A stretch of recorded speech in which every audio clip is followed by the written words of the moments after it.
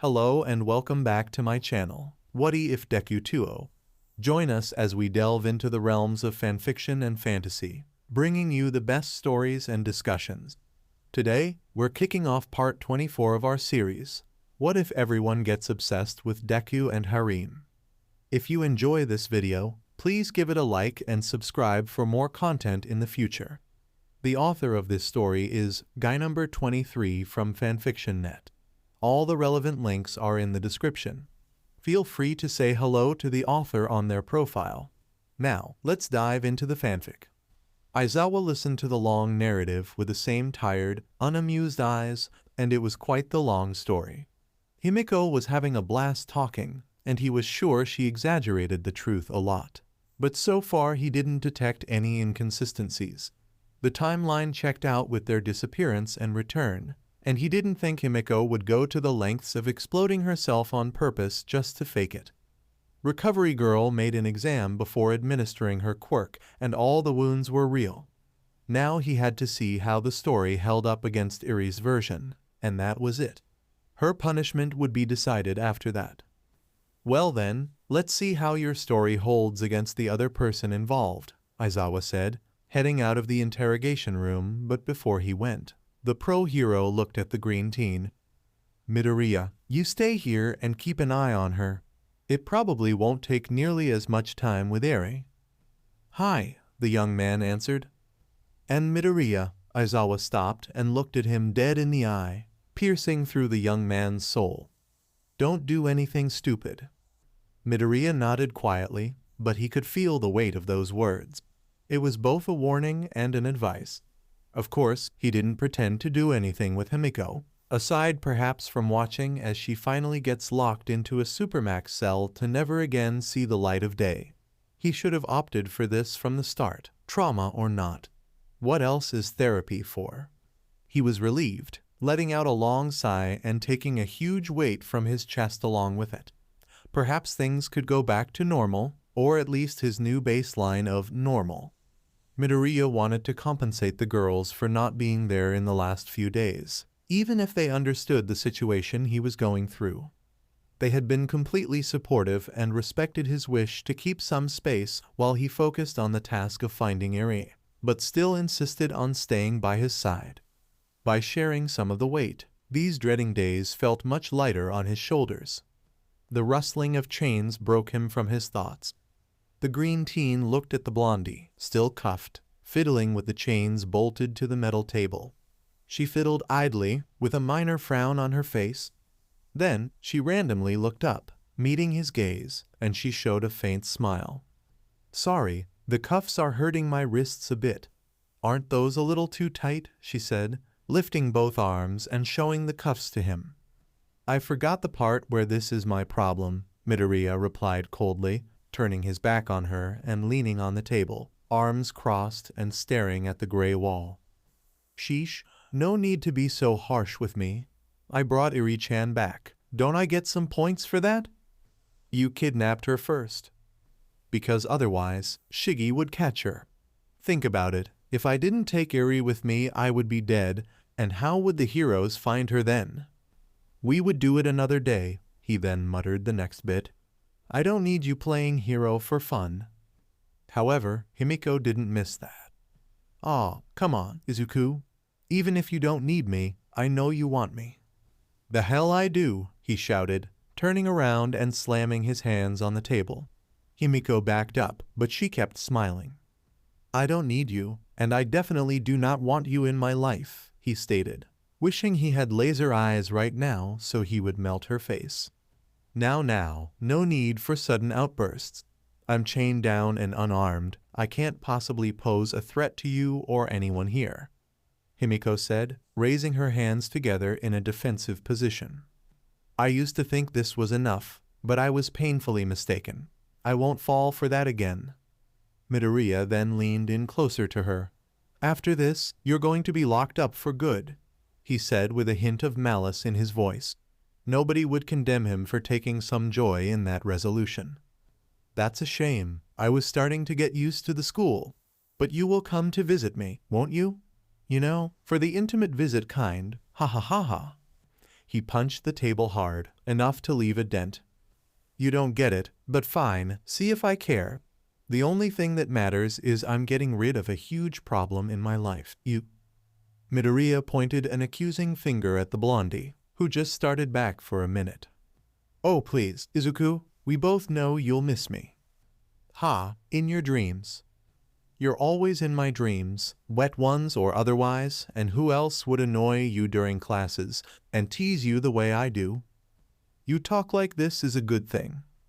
I'm the spice in your life. I've been missing for just a week, and I can tell how stressful it was around here. Admit it, it feels empty without me, doesn't it? Midoriya leaned in closer to Himiko, standing only a few centimeters from her face. Careful now, Izuku, I might think you want to kiss me. I hate you. That's kind of old news, Izuku, and I have the impression you don't even hate me that much anymore. Do you have the slightest idea of the literal hell you made me go through? His voice cracked a bit. Yes, I was there. Remember, but I have changed, or at least I'm trying to. Being a hero is hard and then you took Eri away, using my face, after I let you drink my blood because I thought you had changed. Even if just a bit, I hate you. Himiko backed away a little. Midoriya wasn't looking like himself. In fact, he seemed to be going a little crazy, and not in a good way. Izuku, haha, let's sit and calm down a bit. Why don't you talk about your girlfriends? That should put you in a good mood, Ak. In a flash, Midoriya had his hands tightly wrapped around Himiko's neck. He looked so out of it, with his green eyes glazed over. Izuku, let go. You're actually hurting me, cough. The pressure on her neck only increased. Come on, Izuku, I know you're not like this. You wouldn't kill me. What do you know? You don't know me. You couldn't ever know me. Locked up or dead, both are fine by me. No, this is not what Eri-chan said. You're not like this. Himiko struggled to get the words out when her airways were being constricted. Lucky for her, the mentioning of Eri seemed to bring him back to his normal self. Eri said that. When? He demanded an answer, releasing the blondie. Wheeze, when do you think? While we were escaping cough, Himiko took some deep breaths, then slouched on the chair, rubbing her sore neck. Sheesh, talk about rough play. Why did she say this to you? Midoriya inquired further, even sitting on the other chair across from her. His face showed how serious he was about it. Are we going to pretend you didn't just try to choke me to death? Himiko, tell me. Okay, but I'm putting a pin on this kinky topic. Anyway, while I was fighting to get us free, I had a chance to kill that annoying reporter. I was going to break her neck using your black whip thingy. And you didn't? No, I didn't. Thought I'm already feeling regret, she said, muttering the last part. Why? Well, Himiko took a deep breath and slowly released it. Because that's not what you would do, Izuku, as Eri-chan pointed out at the time. You're a hero, and heroes don't kill. Beat to an inch away from death, yes, but no killing. And why the hell would you care about this? He asked, clearly skeptical of her words. Because I changed. Well, I'm trying to. Anyway, old habits die hard. Izuku, for example, you still fumble when girls praise you, right? Get to the point. This is the point. I'm honestly trying to be better. Why? Because of you, silly. I thought just having your undivided hate was enough, but I want more. I want more than just your hate. I want your love too. I want all of you for me too, just like the other girls. She reached her hands forward to hold his, but Midoriya quickly retracted. No, you're lying. You just want to trick me, but this won't happen another time. Izuku, think. When have I ever lied to you? Think about it. I may have been sarcastic and sadistic, and may or may not have tried to mentally break you, but I never lied to you. I said I was just doing the hero stuff to be near you. I said I was fine with you hating me. I did try to be more like a hero so you liked me more. And believe me, I do love you. Midoriya was a little paralyzed by Himiko suddenly pouring her feelings like that. Usually, she would make it much more roundabout just to tease and push his buttons, which she knew how to do all too well. He remained silent, so she took it as a cue to keep going. I know I did some morally questionable stuff to you. I won't deny it. I don't even want you to forget it because it's still special to me. It was our first date, after all. The mention of the word date made him curl his hands into fists, but he let her finish. And I know this is a lot to ask, but I'll ask anyway. I want to live a normal life, but I know that won't happen because I'm not normal like everyone else. So I thought that since you're not normal either, well, you could accept me. Himiko slowly reached for his hands again, and this time she got to hold them. I'll take any space you give me into your heart, even if it is small and dusty. I can just be your side chick, and you won't need to pay attention to me that often.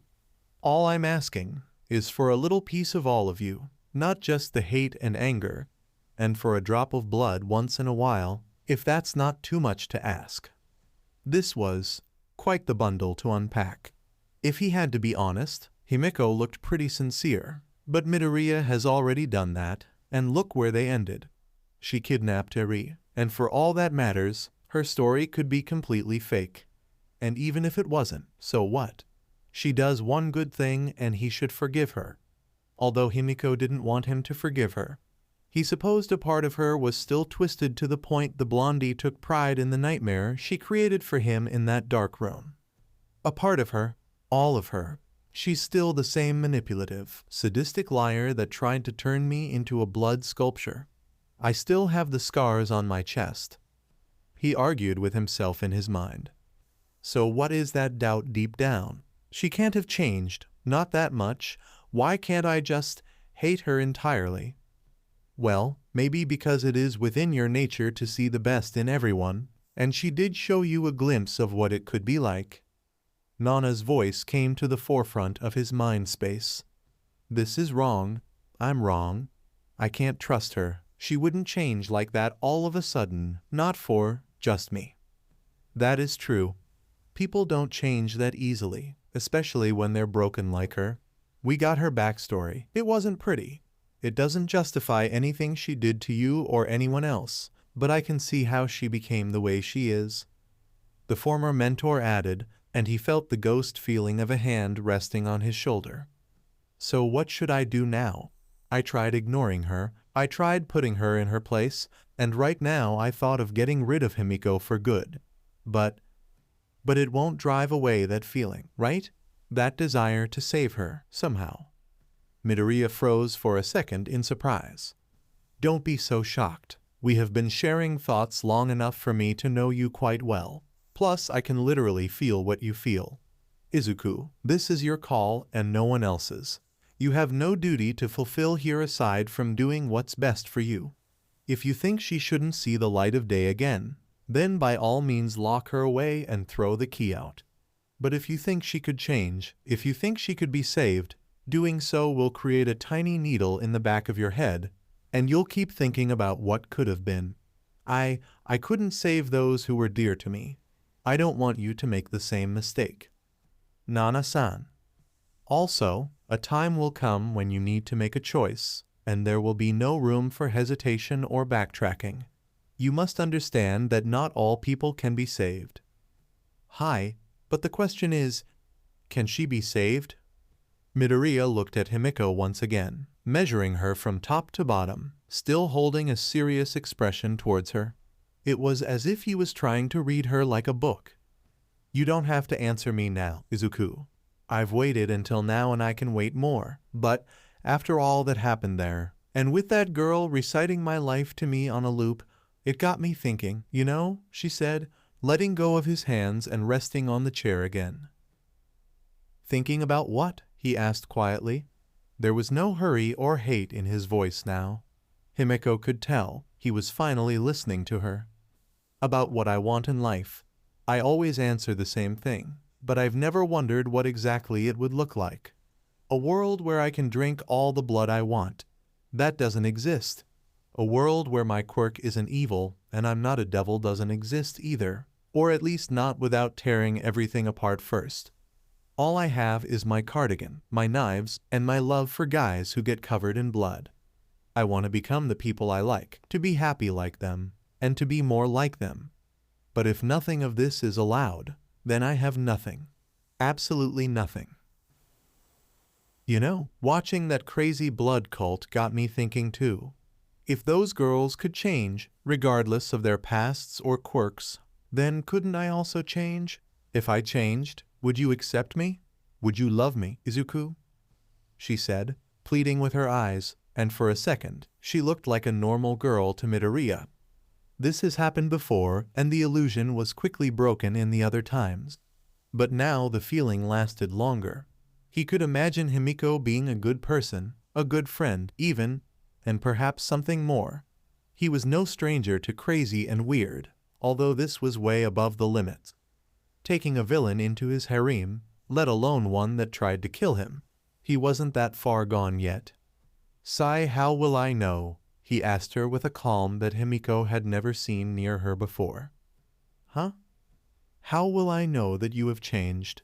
I've heard this from you before, only for you to do the exact opposite, or add more layers to whatever stupid game you're playing with me.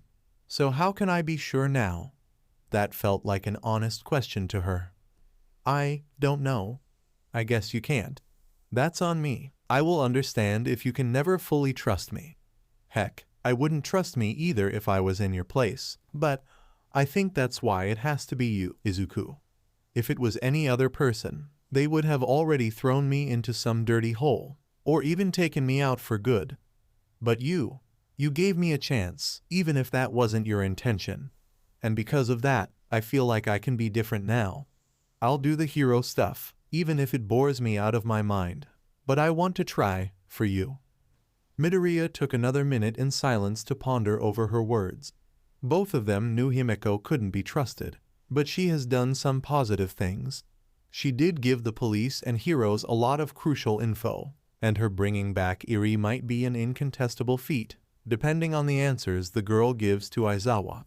She said it herself. None of that erased her past and crimes, but if her change of heart was genuine.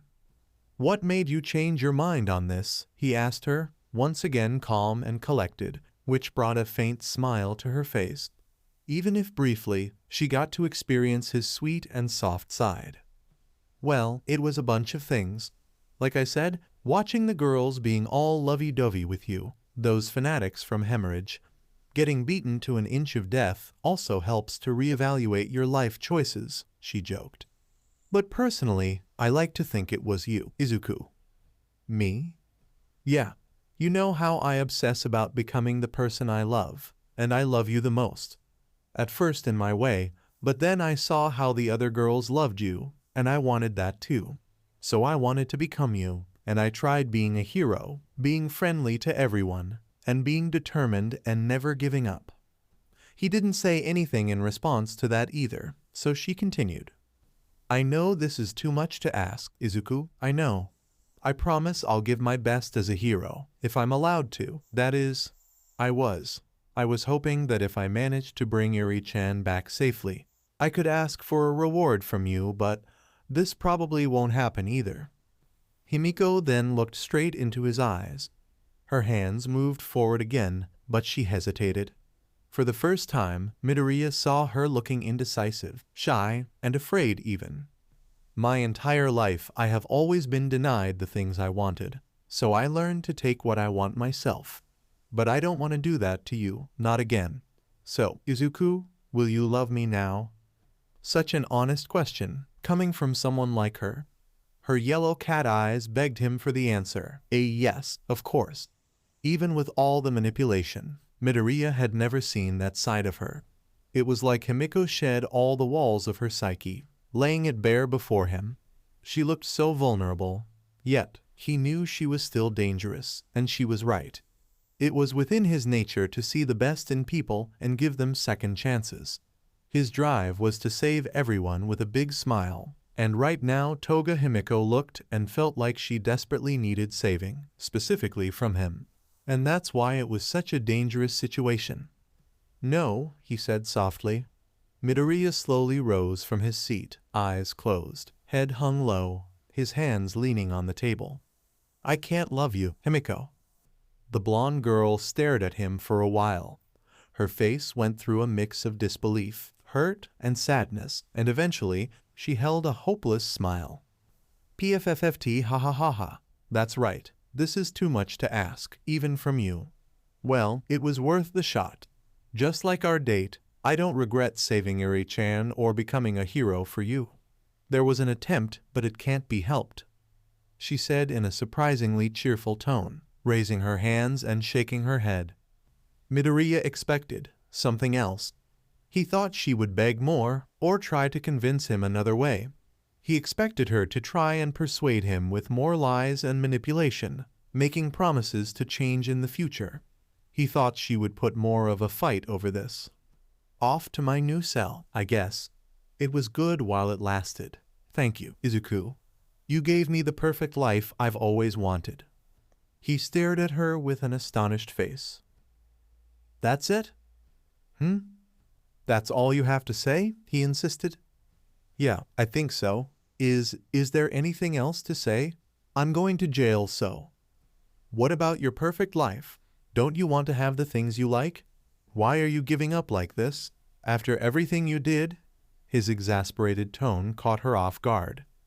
Izuku, it's kind of useless now, don't you think? I'm definitely getting locked up in a cell, just like you wanted. It's the logical conclusion. But why are you so worried about this? Because the words stuck at the tip of his tongue. Why did she have to be so confusing?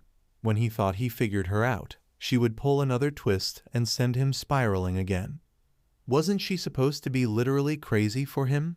Why was she giving up like that? You're not like this. You're a psychotic assassin with an insane crush on me. What are you even trying to do now?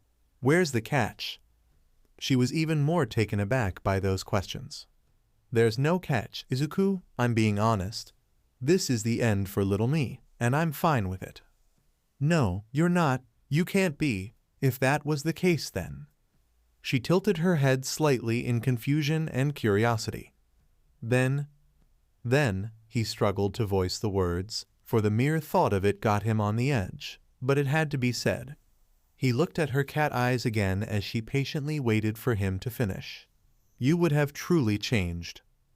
They stared at each other for a few seconds that seemed to stretch much longer. The blondie, with her everlasting blush, slowly showed her large, fanged grin. Her eyes had a different gleam, not the killing intent glow, but a different kind of fire, driven by sheer love and happiness. Well, wouldn't that be nice, she said, resting her chin on her hands, staring at him with those love-struck eyes. Somehow that was just as unnerving as her creepy smile. Suddenly, the door opened and Aizawa came in, still looking just as tired. Indeed, Eri's version of the story was much shorter than Himiko's. But how about the veracity of it? Midoriya looked at him with expectant eyes, still a little uneasy with Himiko still looking at him with heart-shaped pupils. Her story checks out. Eri said she did fight off a horde and got them out of there. The bit about using your quirk is also confirmed, which raises a few questions, but those can wait. The scruffy man walked to the table, standing before the cuffed girl, and for a second he just observed the girl. With a glance at Midoriya, he continued. For now, we'll be keeping you on the current arrangement. Strict curfew, inhibitor collar, normal classes. Sai, you'll be issued a new costume in 2 weeks. That's all. Any questions? She sighed in delight, still staring at Midoriya. No, not at all, Fufufu. Aizawa then turned to the greenet next to him. Do you have any questions or objections? No. Well then, you two are dismissed. Midoriya, escort her back to the dorms. Tagada has already taken Eri to her room. And with that, Aizawa left the interrogation room, leaving a still dumbfounded Midoriya and an infatuated Himiko alone. With a new version of the inhibitor collar in place, all he had to do was release the cuffs from the table and walk the blondie back to her room. But it all felt quite surreal. Was she being truthful this time? Could he believe in her change of ways? The walk back was quiet, safe for the sound of their footsteps on the concrete and the gentle breeze shuffling the leaves in the trees. The night was cold, but they had their winter clothes to shield them from the weather. The young man followed the path robotically, barely paying attention to his surroundings or the girl next to him until she called out to him. "Ni, Izuku," she said, slowing to a half, her eyes fixed on the clear night sky. "The stars are so pretty, right?" He looked at her with a confused face, suddenly back from his thoughts. He then followed her gaze. "Yeah, I suppose. But not as pretty as your eyes." When he looked down to reply, he was met with Himiko standing mere inches away from his face, making the boy jump. "What the—" "Your eyes. I could stare at them forever and not get bored." She closed the gap again, holding his hands in hers. Midoriya didn't flinch this time, instead putting up a bold, serious face. He would not be messed with by her again. So what? There was a long pause, which worked to erode the effect of his serious face. Then she leaned in closer to his ear, speaking softly. "Izuku, I think there are traitors among the heroes." "So, how was the interrogation, Aizawa-sensei?" Nezu asked after taking a sip from his tea. The other teachers also waited for his report. Embellishments aside, it checks out with what Eren said. Toga Himiko truly rescued her from the League of Villains. Judging by both tellings, the wounds she sustained, and the disposition of Shigaraki on the night of the kidnapping, I have no reasons to believe she's working as a double agent. "Ha! Who would have thought? That crazy girl is really a box full of surprises," Present Mike said, his words dripping with irony. "It doesn't mean we can trust her. This might be but one situation where her interests happen to align with ours." Cementos cut in. "That is true. Aizawa, what do you think?" the White Mouse asked the lanky man. "She has a complicated personality and clearly has psychological problems. Trying to guess her next move or true intentions is as useful as rolling a dice." "In other words, she cannot ever be trusted," Snipe chimed in. That's a sound logical conclusion. However," he took another sip, "logic and reason aren't the only factors at play here." "Did you let them talk alone as I asked?" Nezu calmly asked, his beady eyes hiding a sharp gaze at his fellow heroes to gauge their reactions. Most just seemed intrigued by this secret request, but one person in the room suddenly looked like she wanted to break something. "I did," Aizawa answered just as calmly. "And? What did you think of it?" The man rubbed his eyes again, letting out a tired sigh, then picked up his eye drops and began to apply as he spoke. "She seems to have changed. Before, I could clearly sense her indisposition in being here, much to my annoyance. But in the last few days, and especially after her return, it feels different. I can't sense any malice or deception in her words and attitude." "What? Do you believe she had a change of heart just like that?" Midnight finally spoke. Ever since the blondie returned, she hasn't added a single word to the discussion, but now was clearly the time. "I said she seems to have changed," Aizawa emphasized. "And even if that was the case, it doesn't negate her past crimes." "Nobody is saying it does, Midnight, but after all that time among heroes, it could be possible that young Toga began to walk into the right path."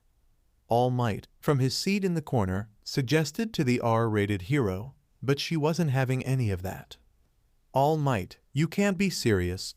We're talking about a serial killer. The fact she prances the school using the uniform changes absolutely nothing about it.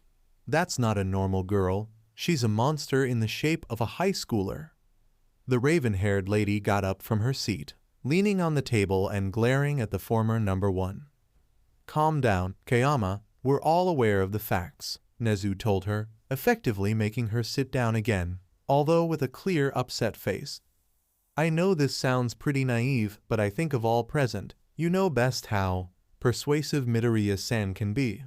If there was someone who could change that girl's wretched heart, it would be him.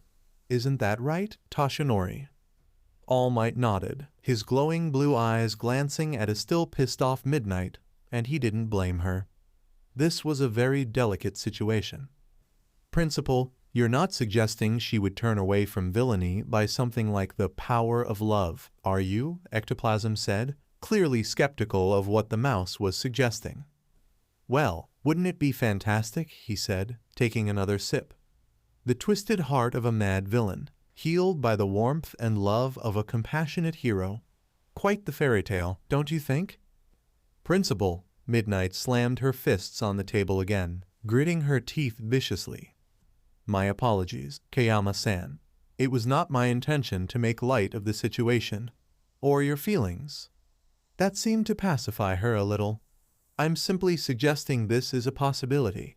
Moreover, the fact Toga Himiko went out of her way to keep Eri safe, get her out of that hideout, and bring her back to us of her own volition is a testament to her change. It might not be like the flip of a switch, for these things never are like that. But it is strong proof that she's no longer the battered crazy girl that came crawling to our doors, he said, finishing his cup of tea while Midnight stared in disbelief. Wouldn't it be admirable if we, as teachers, managed to reform a villain with such a complicated past? The porcelain clicked as Nezu put the cup down. Next, the punishment for Toga Himiko. This piqued Midnight's interest. The sentence shall be nothing. Nothing, Snipe said, getting ahead of his female co-worker. Principal, she ran away with Eri, right into the enemy base. Her quick thinking led her to this decision, which ultimately was crucial to keep Eri safe. Plus, she fought a great battle to bring her back to us. Such heroic acts cannot be rewarded with punishment. What kind of message would it send to her? Still, nothing? That's right, nothing. Principal, I can't accept this decision. Midnight spoke, still glaring daggers at the mouse. I see. Let's look at it from another angle. If it was one of our students, what would you do then? He proposed, looking at Aizawa, who scratched the back of his neck. I would give them a stern lecture, but also commend them for the effort and success. So it shall be done. Anyone got more objections? Nezu asked, and was met with silence. Midnight looked like she wanted to contest the decision, but since it also spared Midoriya from an actual punishment, she would hold her tongue. Great. Now, for the more concerning matter, what was the League planning by kidnapping Eri? The change in topics got everyone serious. We know Overhaul used his quirk and Eri to create those quirk-erasing bullets. Without him, it would be incredibly difficult to replicate, Aizawa explained. Difficult, but not impossible, Mike pointed out. Judging by the girl's story, Toga and Eri ended up in a secluded facility with equipment and people capable of studying her peculiarity. We already faced a much larger number of villains under the banner of the League, but how many resources do we presume they have? Midnight said, recalling the raid to the deactivated dam. Let's assume they have everything they need to look into Eri's ability. This means they had 3 or 4 days to study her. That in itself is already a major threat. Nezu pondered, looking at the empty cup in front of him. And that's not considering the possibility of a spy among us, Cementos said, quickly followed by Ectoplasm. Possibility? It's pretty much a given by now. Both of you are right, which leads me to one conclusion. Nezu placed his hands together, looking at the pro-heroes in front of him. The time to be reactive is over. The enemy gets bolder with every move they make, and their numbers and resources grow. If we don't launch an offensive now, we'll lose the initiative and be always one step behind them. Everyone present agreed. A great storm was forming on the horizon, and it would inevitably reach them, but they could prepare in advance. That's all for now. Aizawa, I'll ask you to look into what our enemy is planning. In the meantime, All Might, could you take care of Class 1A?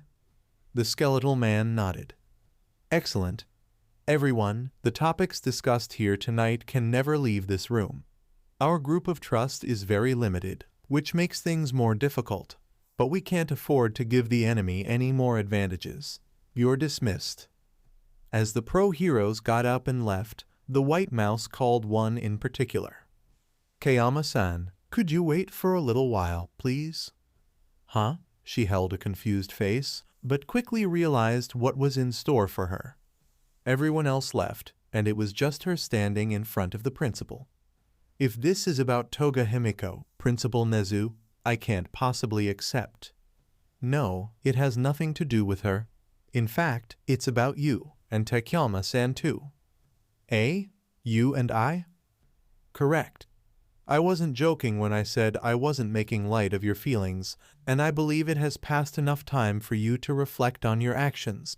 I still expect you and Takayama-san to refrain from having intercourse on the school grounds, but you may go see him if you have the free time, that is."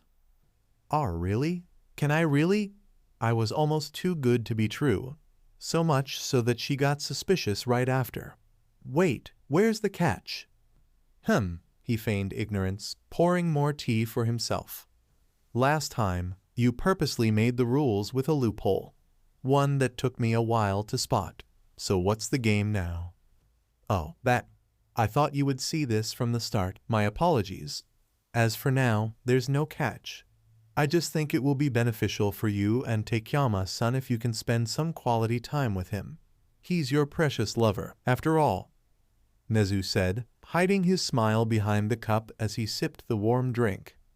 "Tea, that's sigh. Ah, I get it. Thank you for your generosity and comprehension, Principal," Midnight said in a mocking voice, then left the room. "I wonder, what other changes will you bring forth, Midoriya Izuku?" Midoriya lay on his bed, staring at the ceiling and letting his brain process everything that happened. He lost Eri because of Himiko, but then rescued the girl by pretending to be him. Her ambiguity confused him about what she truly wanted, and peeking at the bottom of her heart, it seemed she was trying to turn on a new leaf. But could he really bring himself to forgive her? The green teen got up, then headed outside of his room. It was already late at night and everyone was on their beds, but he needed to talk to someone about this. And well, she was the first person that came to his mind. He hesitated a little before knocking on the door. "Ochako, can we talk?" Silence from the other side, then some shuffling and light footsteps. Soon enough the door was unlocked and the brunette emerged from her room, rubbing her face. "Deku-kun, what's wrong?" "Sorry for waking you up. It can wait until morning." He turned to go back to his room, but Uraraka held his hand. "Wait, if you came here now then, yawn, it must be important, right? Here, come in," said the half-asleep girl, already dragging him into her room. The two of them sat on the bed, facing each other. She shook her head to wake up properly, then focused on her troubled boyfriend. "So, what is it that you want to talk about?" He didn't think this through all the way. What should he say now? Ochako, do you?" Midoriya knew there wasn't an easy way to address this, and considering how it was Uraraka, the one who beat Himiko to a pulp before rescuing him, he now realized she might not be the best person to discuss it. That and the fact she also stole the brunette's identity and used her face to mess with his head. But on the other hand, if he could reason this with Uraraka, there would be no doubts. "Ochako, do you think everyone deserves a second chance?" He decided to go step by step on his approach. "Eh? I guess so." "Why the sudden question?" she answered, still a little sleepy. "Well, I have been thinking about everything that happened these days, and his hesitation didn't go unnoticed, even if she wasn't fully awake." Uraraka stared at him with a blank face, then her brain started to connect the dots. Second chances, recent events, and this feeling of uncertainty coming from him. She hoped it wasn't what she thought it was. "Deku-kun, are you talking about Toga?" The sleepiness left her body in an instant. He quietly nodded. In return, Uraraka now had a small scowl on her face. "Sigh, I know this shouldn't even be an option. After all she did to me, but with those other things she did, Who cares if she did one or two good deeds now? That doesn't erase her sins. Izuku, she raped you." She tortured you for days on end, locked you away. She used my face to break your mind. And now you're thinking of forgiving her. Uraraka didn't mean to sound harsh. Whatever it was that made him think about this must be a complex problem that he was trying to figure out. But it was so frustrating. She just couldn't get rid of that psycho. Every time Himiko managed to come back into her life with Izuku somehow. I know all that, Ochako, he admitted with a defeated tone. Then why are you here? Why are we having this talk? He took in a deep breath, looking at his girlfriend's brown eyes. Even with all that, do you think she could change? Uraraka's first instinct was to say a firm no, but upon seeing his face and how serious he was about it, the brunette took a moment to actually think about it. Izuku, can I be completely honest with you? I might say something that hurts you. She asked him for permission. He nodded. Uraraka took a deep breath and slowly released, arms crossed and eyes closed as she tried to sort all her thoughts. Here we go. First of all, are you crazy? She's a villain, a dangerous one. I'm glad Eri is back, but I would be even happier if it was us who rescued her, potentially leaving the blonde girl behind. Second, that girl pisses me off. Her mere presence irks me, and having to watch her act like one of us all this time has been torture, especially when she gets close to you.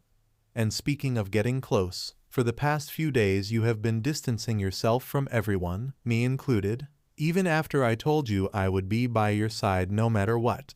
I get it that you felt responsible, and you were, but that doesn't help either. It only makes me more worried.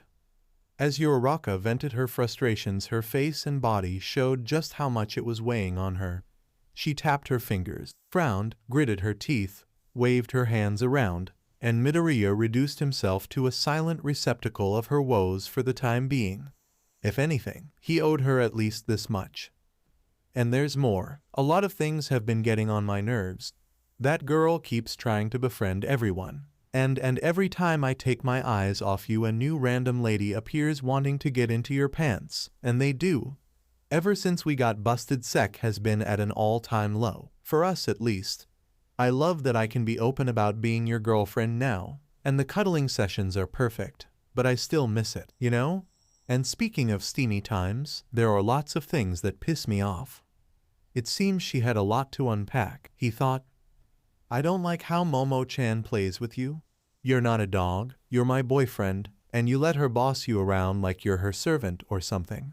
Sure, things get flipped later, but it still annoys me. Same for Nejire, but that's not even the worst part about her.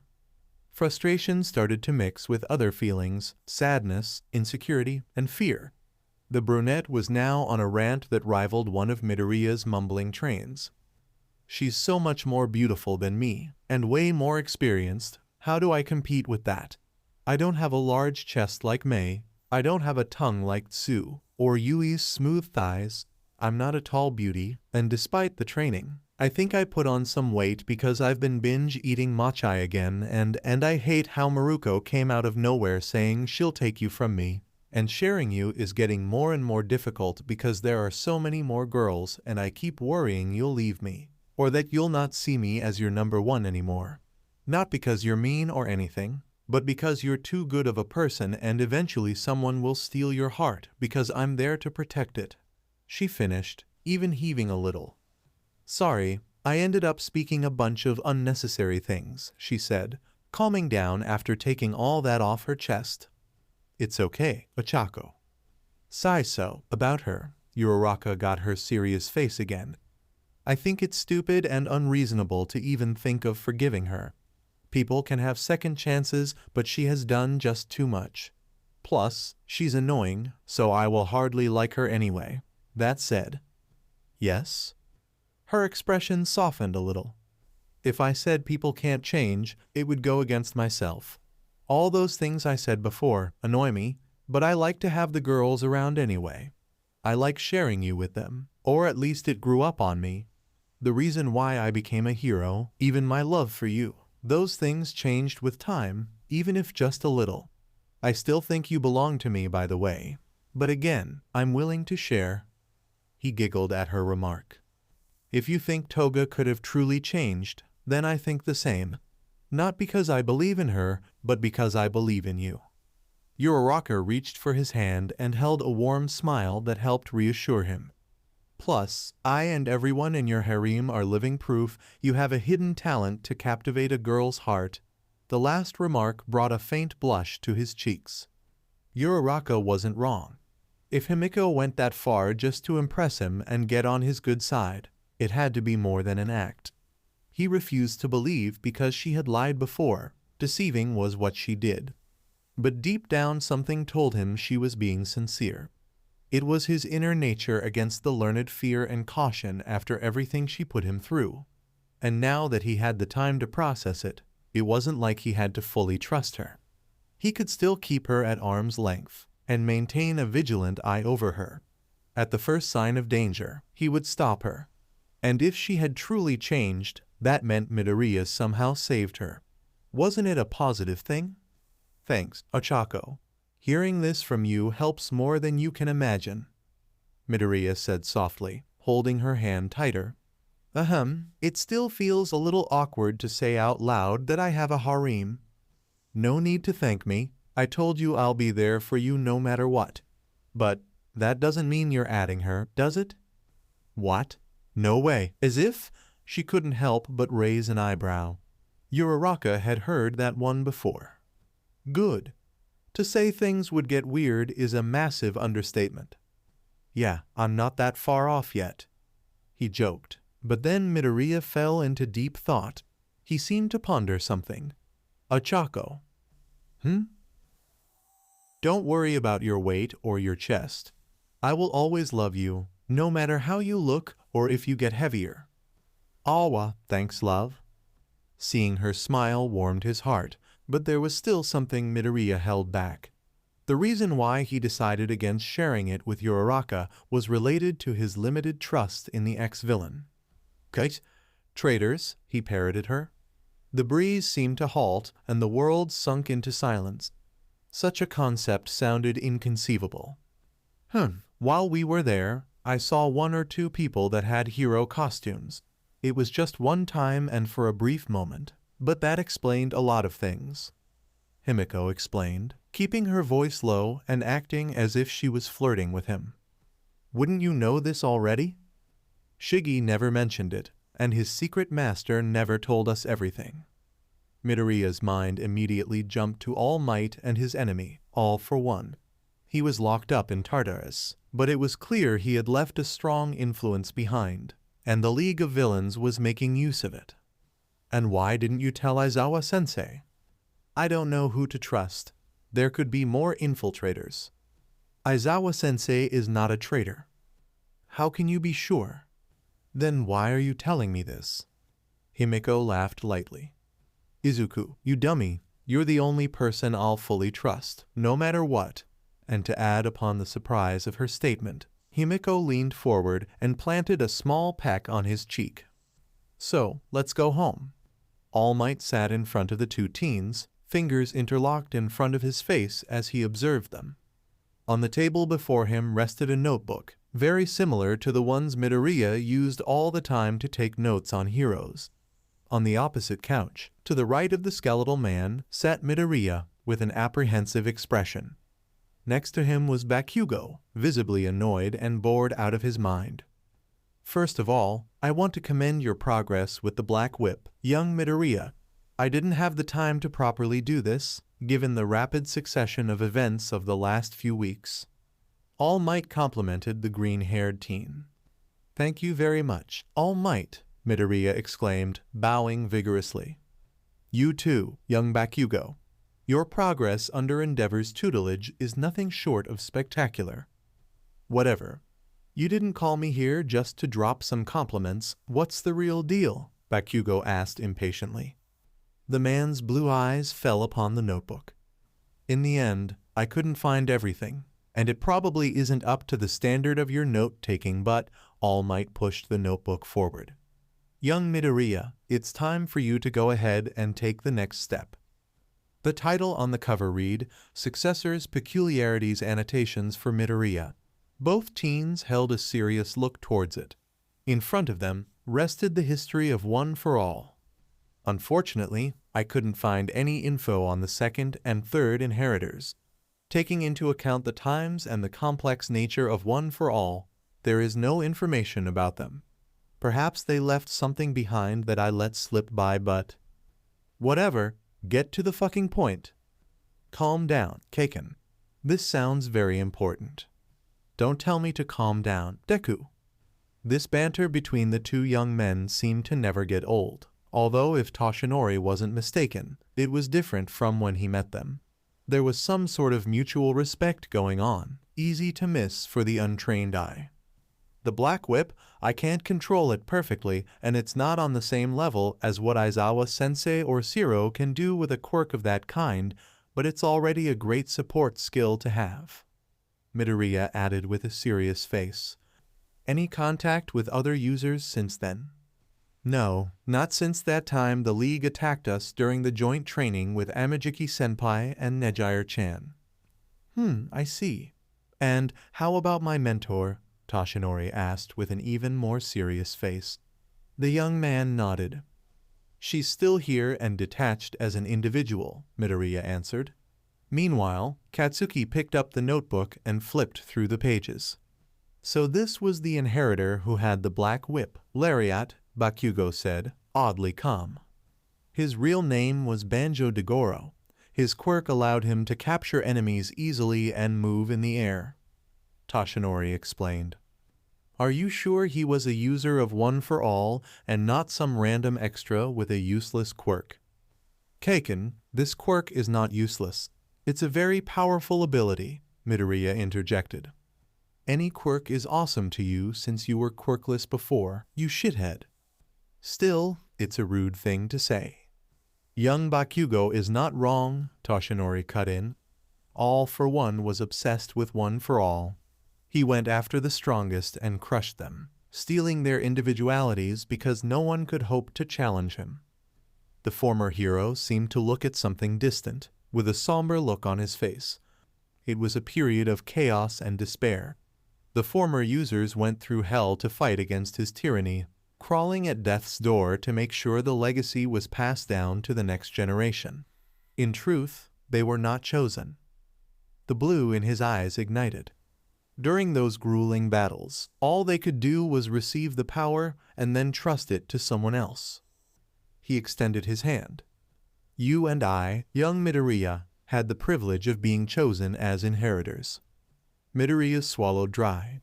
As if the burden of the symbol of hope wasn't heavy enough, this only reinforced the idea of a power that carried the will of its previous users. Makes sense, Bakugo said nonchalantly. Without powerful individualities and no option but to fight head-on, they all died young. No wonder they were nobodies in history? Yes, unfortunately, this is the history of One for All. So, what's the next quirk this idiot will unlock? Be patient, young Bakugo. Fuck that. I'm tired of wasting time with all that talking. The times in which Bakugo was calm were few and short-lived. We can't be sure about anything related to that, but if I had to pick one, float, my master's quirk. Midoriya, you should focus on achieving this next. Ha, I win, Bakugo shouted, hands up in the air and crackling with tiny explosions. Both Toshinori and Midoriya jolted in their seats, startled by the sudden burst. Did you hear that, shithead? I can already fly with my explosions. Now you have to learn from scratch while I get better in the hero work. That means I'm ahead again, he shouted with a wide grin crossing his face. Bakugo's confidence was at an all-time high right now. That's bad, you're right.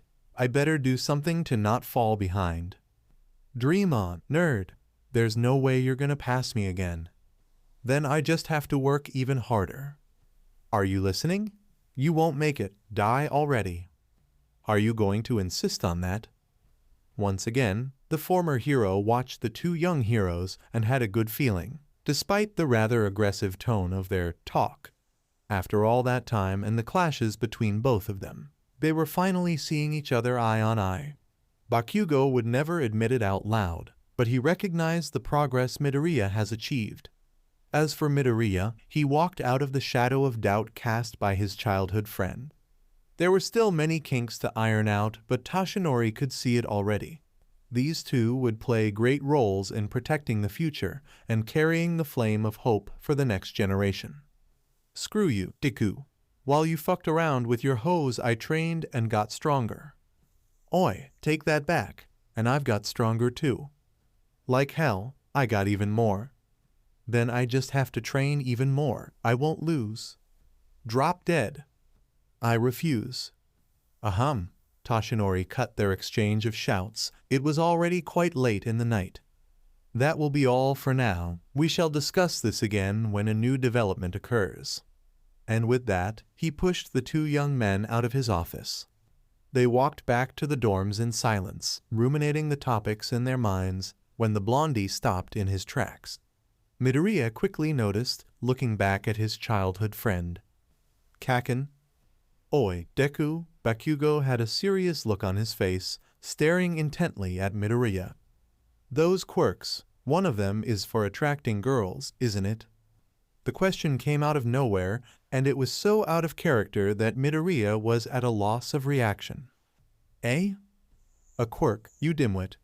In the bundle of One for All, one of those quirks attracts women, doesn't it? No? What makes you think that it has to be it? How else would a loser like you get so many girls on you? Oh, so this is what it is about, Midoriya shook his head. I'm sorry, Kaken, this is all natural charm, he said. Midoriya was genuine in his response, but he also had a smug look on his face. Damn shithead, whatever. Don't go thinking you're better just because you fought some bigger villains. If I wasn't stuck dealing with extras, I would have curb-stomped those blood fanatics alone, Bakugo said, shoving his hands into his pockets and stomping past Midoriya. I'm ahead of you, Deku. If you sleep, you'll never catch up. So this was Bakugo's way of congratulating him, Midoriya thought. He knew the guy for long enough to get what he really meant. Even if reluctantly, he recognized Midoriya's power, and that was a challenge to try and surpass the hot-headed blonde. One that Midoriya was more than happy to accept. I'll keep that in mind, he said, clutching his hand into a fist. He was more motivated than ever. Oh, right. Get it together and do something with that blood-seeking girl. It's a pain in the ass to watch. Don't worry, I've got it dealt with already. Heh, sure, Bakugo said, going ahead. Midoriya stood still for a while longer. Inside his head, he had a little chat with the seventh inheritor of One for All. What do you think, Nana-san? I don't know. This is news to me too. I was the first to really put up a fight against All for One, but even that wasn't enough at the time. When the time comes and you awaken my quirk, I'll give you all the help I can. Thanks, Nana-san, for helping me and for your sacrifice. Haha, no need to thank me, sweetheart. That's what heroes do.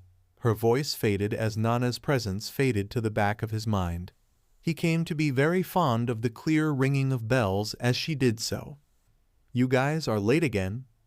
If you don't help out, no meat for you. Shiro and Kaminari spotted the two as they returned to the dorms. The common room was busy with everyone rushing to prepare the place. The year was almost ending and the students decided to throw a little party to celebrate. The main dish was a hot pot, a perfect choice for a cold night. The two teens joined the rest of them to help prepare the place and food, and soon enough, the table was ready and everyone sat around with glasses in hand, cheering for 1 year together as heroes in training, as well as the success of their internships. And as expected, the girls from One seized the opportunity to be glued to their dearest boyfriend. The scene was rather comical, Midoriya sitting in the middle of the couch, with a bowl in hand, surrounded by the girls, shoulder to shoulder. Meanwhile, the rest of the boys sat across them, admiring the view with half-disheartened smiles. They're very close, huh? Shiro thought out loud. It can't be helped. They got used to being close all the time, so the internship must have been hard, Kaminari said, taking a few strips of meat for himself.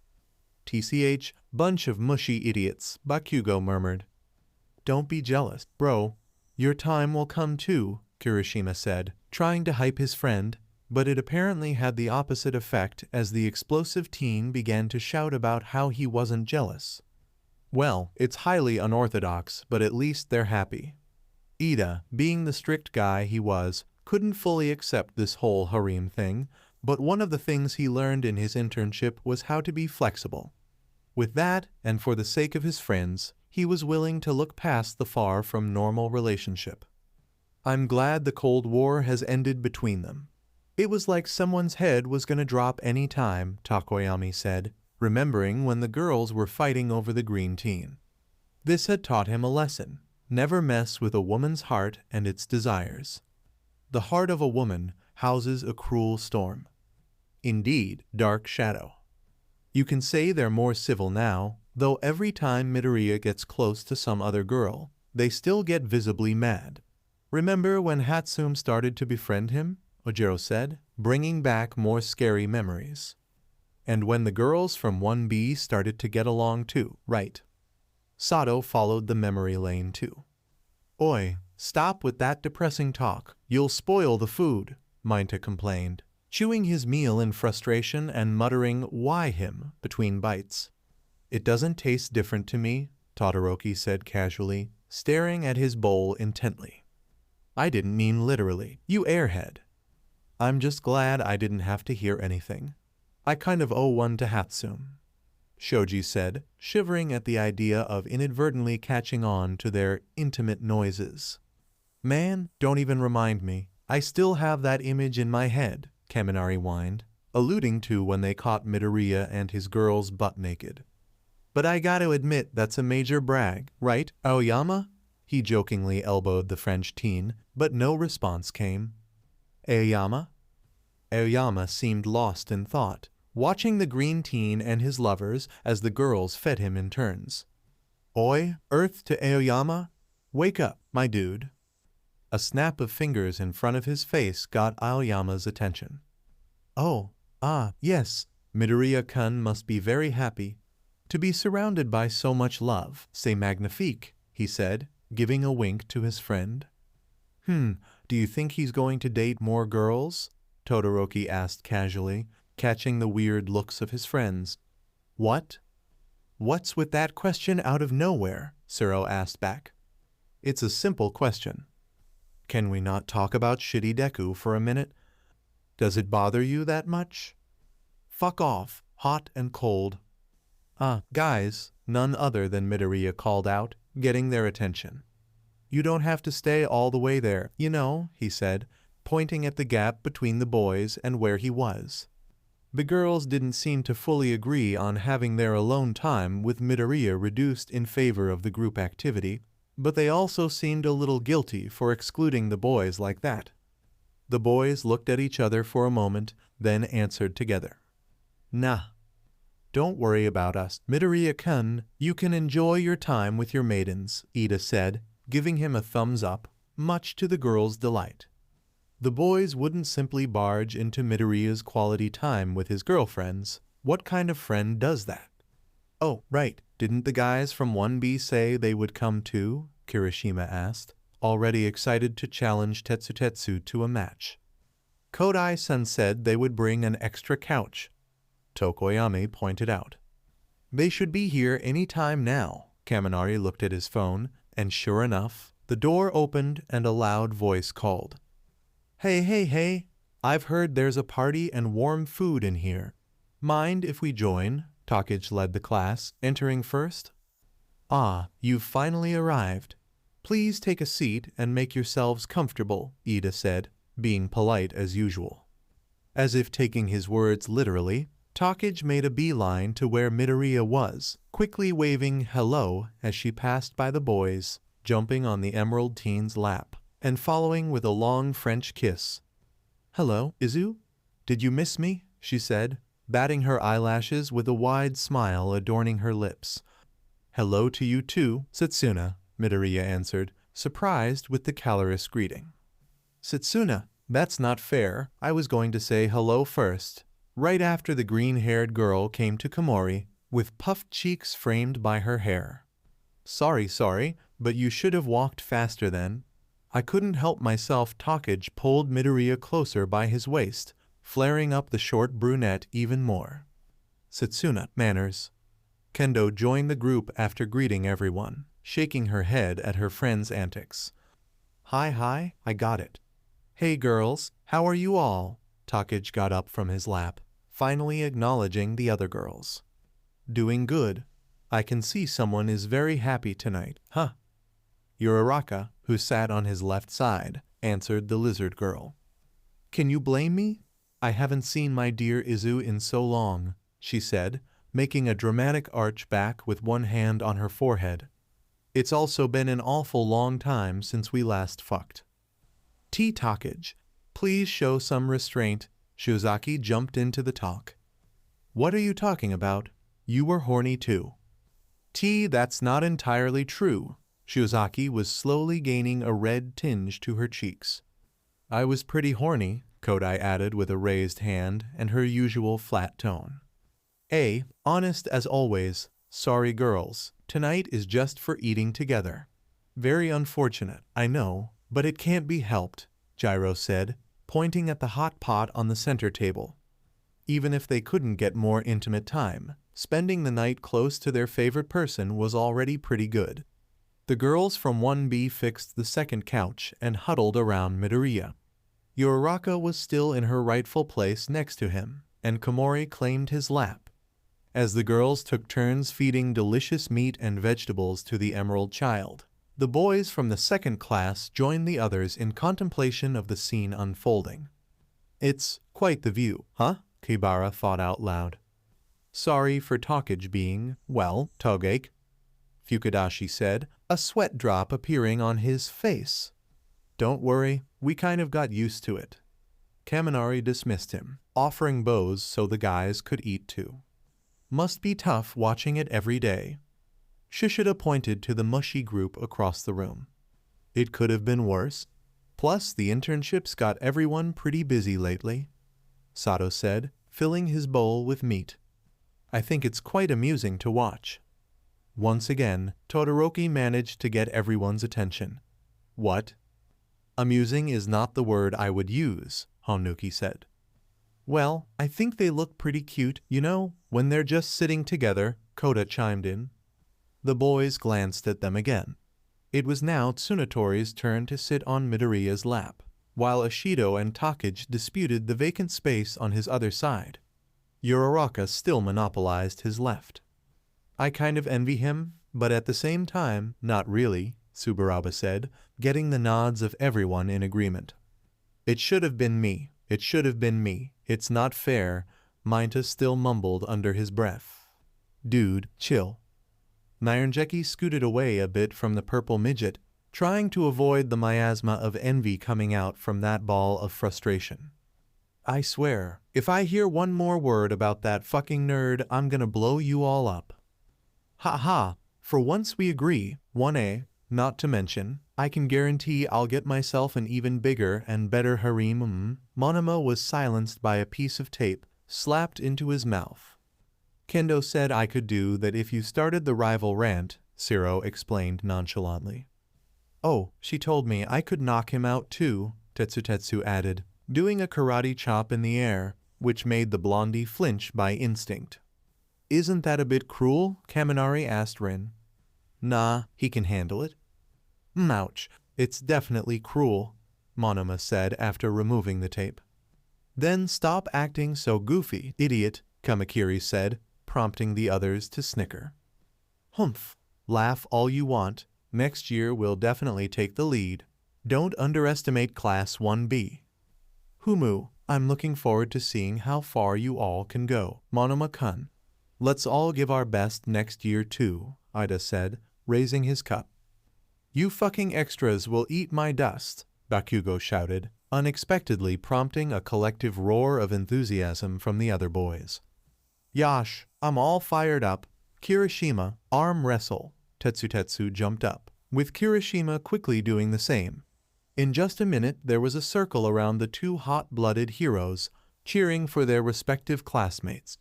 Across the room, the girls watched in amusement. Hee hee, they sure are a lively bunch, Ashido commented. Well, boys will be boys. With Kirishima and Tetsutetsu in the same room, it's impossible to have silence, Tsunatori added, putting a vegetable in Midoriya's mouth. The door swung open again, and more familiar figures joined the party. We've got quite the rowdy bunch here. It's good to be young, isn't it? Oh, Nimuri, Midoriya almost knocked Tsunatori from his lap as he turned to the door. Hearing her voice was such a pleasant surprise, he almost ran there to greet her. Hi, honey. How is my precious darling doing this fine night? Before he could even answer, Kayama cupped his cheeks and locked him into a deep kiss, putting Takege's previous act to shame. I'm fine, he said, a little dizzy. Oi, we're here too, you know? Midoriya poked his head around Kayama. There were Taikama and Hatsume. Move, Nimuri. I want a welcome kiss from my sweetie too. The blondie bluntly pushed Kayama aside, doing the same motion of her friend, but with less intensity. Hey there, sweetie, oh, hey. Before she could finish her line, Hatsume pushed her aside via hip push. Then the pinkette jumped straight into kissing. It should be noted that Tsunatori was still sitting on his lap, so all that time she got to look very closely at some pairs of mountains. But since Hatsume wasn't as tall as the two pro heroes, her large chest ended up smothering the short blondie sitting in Midoriya's lap. In the face of this injustice, she pushed the two apart. Hey now, where's my welcome kiss? Mine too, the other girls said in unison. Well, it can't be helped, Midoriya scratched his head, quickly being pulled into a queue of kisses. Of course, Uraraka was first. After everyone had their little taste of the Emerald Teen, Kayama insisted on having him sit on her lap, with a little protest from Uraraka. Komori was back on his lap, one perk she shared with Tsunatori for being so small. Oh, right. Ruko asked me to say hello to her, Kayama said, hugging Izuku closer to her body and resting her chin on his head. Did she? Well, not with these words. When I told her about this little party, she sounded like she wanted to come too, but unfortunately, she still has to work at the agency. What a shame. Being a top 10 hero is really hard, Yayurazu thought out loud, getting nods from the girls in agreement. On the other side of the room, while the two hardening heroes disputed the fifth match, some of the boys watched the ever-growing group of beauties gathered around Midoriya. Man, I still don't believe Midoriya scored with Kayama-sensei, and MT, Lady 2, for that matter, Kaminari said as he sipped his drink. Ni, do you think he has more chicks elsewhere? Tsuburaba asked him, to which Kaminari shrugged. Honestly, at this point, he wouldn't be too surprised if there were more girls. Nah, my man can't just pull every girl around him, right? Siro said. The three of them agreed, doing a bottom-up with their cups. Hello, everyone. The three of them spat their drinks as the same thought crossed their minds. No way. Bustling in like a beam of sunshine, Nejire waltzed into the room, greeting everyone with a bubbly smile. Behind her, Tagada and Amajiki followed. Ah, Nejire-senpai. So you managed to come, Ribbit Tsuyu said as the brunette approached the couch full of girls. Hi, it took some convincing from our homeroom teacher, but she couldn't say no to this smile. Just kidding, Nejire said, showing her 1,000-watt bright smile. It did feel like it could convince anyone to go along with her. Her eyes quickly scanned the scene in front of her, until she stopped at Midoriya. She beamed another smile, humming happily with hands behind her. So that's how it is, huh? Senpai? Midoriya was confused, having Nejire staring at him like that. Nothing, she said, not giving a hint of sadness or any other negative emotion. Everyone looks to be having lots of fun together. I really want to join in. Nejire's presence seemed to acquiesce the overall clinginess of the other girls as she took a place among them and immediately started to fill in on all of their internship experiences, curious and bubbly as always. Meanwhile, on the other side, Amajiki and Tagada socialized with the rest of the boys. Hey, Nejire is already at home. Yosh, we can't fall behind. Tamaki. Tagata gave a rather strong slap on the raven-haired boy's back, quickly picking a bowl full of meat for himself. How are things going for you, Tagata-senpai? Todoroki asked. MMF. Not with your mouth full, Mirio. Amajiki was always amazed at how much food his friend could chow down at once. Ahem, it's doing fine. My quirk hasn't returned yet, but I'm still training, he said, giving a thumbs up and a grin. That's good to hear, senpai. I heard that Aizawa-sensei is also making some progress with Eri-chan. That gives us more hope, right? Ida was next. Yeah, it's slow, but it is progress. But with everything that happened, Aizawa-sensei decided to give her some time to rest. Poor her, but she's giving her best. Who, you staying that positive is really admirable, senpai, Kiwaro commented. Not that he wanted to bring the man down, but he didn't know that many people would be in the same situation as Tagata and still keep all that energy. Of course, a hero must always smile in the face of adversity. That's what I think, he said, chewing another piece of meat. That hot pot is really great. What's your verdict, Tamaki? All the eyes fell on the elf-looking teen who was in the middle of drinking his soup. It's pretty good. The meat is not chewy, and the vegetables and mushrooms go well together. It's perfect for a cold night, he said calmly, doing his best to project his voice so everyone could listen properly. Amajiki still had a hard time dealing with people and being in the spotlight, but thanks to his friends, he was coming out of his shell. Conversely, the boys looked quite amazed, slowly clapping the more in-depth analysis. As expected from Amajiki-senpai, with a quirk like yours, of course, you would have a more refined taste, Shiro said. Not really. I mostly eat street food. Octopus was a very useful animal in his arsenal and takoyaki was too good to be passed on. It's kinda like how you wouldn't expect Sato to know how to bake, Takoyami added, getting the attention of the tall teen. What's that supposed to mean? No, if we follow that logic, the one who shouldn't know how to cook is Bakugo, haha. Say that again to my face, spark plug. Ha. It's good to have some hidden talents, right, Tamaki? Tagata gave some rather strong slaps on Amajiki's back. It was good to see his friend having fun with other people like that. Then, something else came to his mind. Oh, right? Where's Eri-chan? He looked around for the little gray-haired girl. She said she was coming down, but that was a while ago. Should we check? There she is. Kirishima got up, but as soon as he looked at the stairs, Eri came into view, dressed in a comfy lilac sweater with a fluffy turtleneck.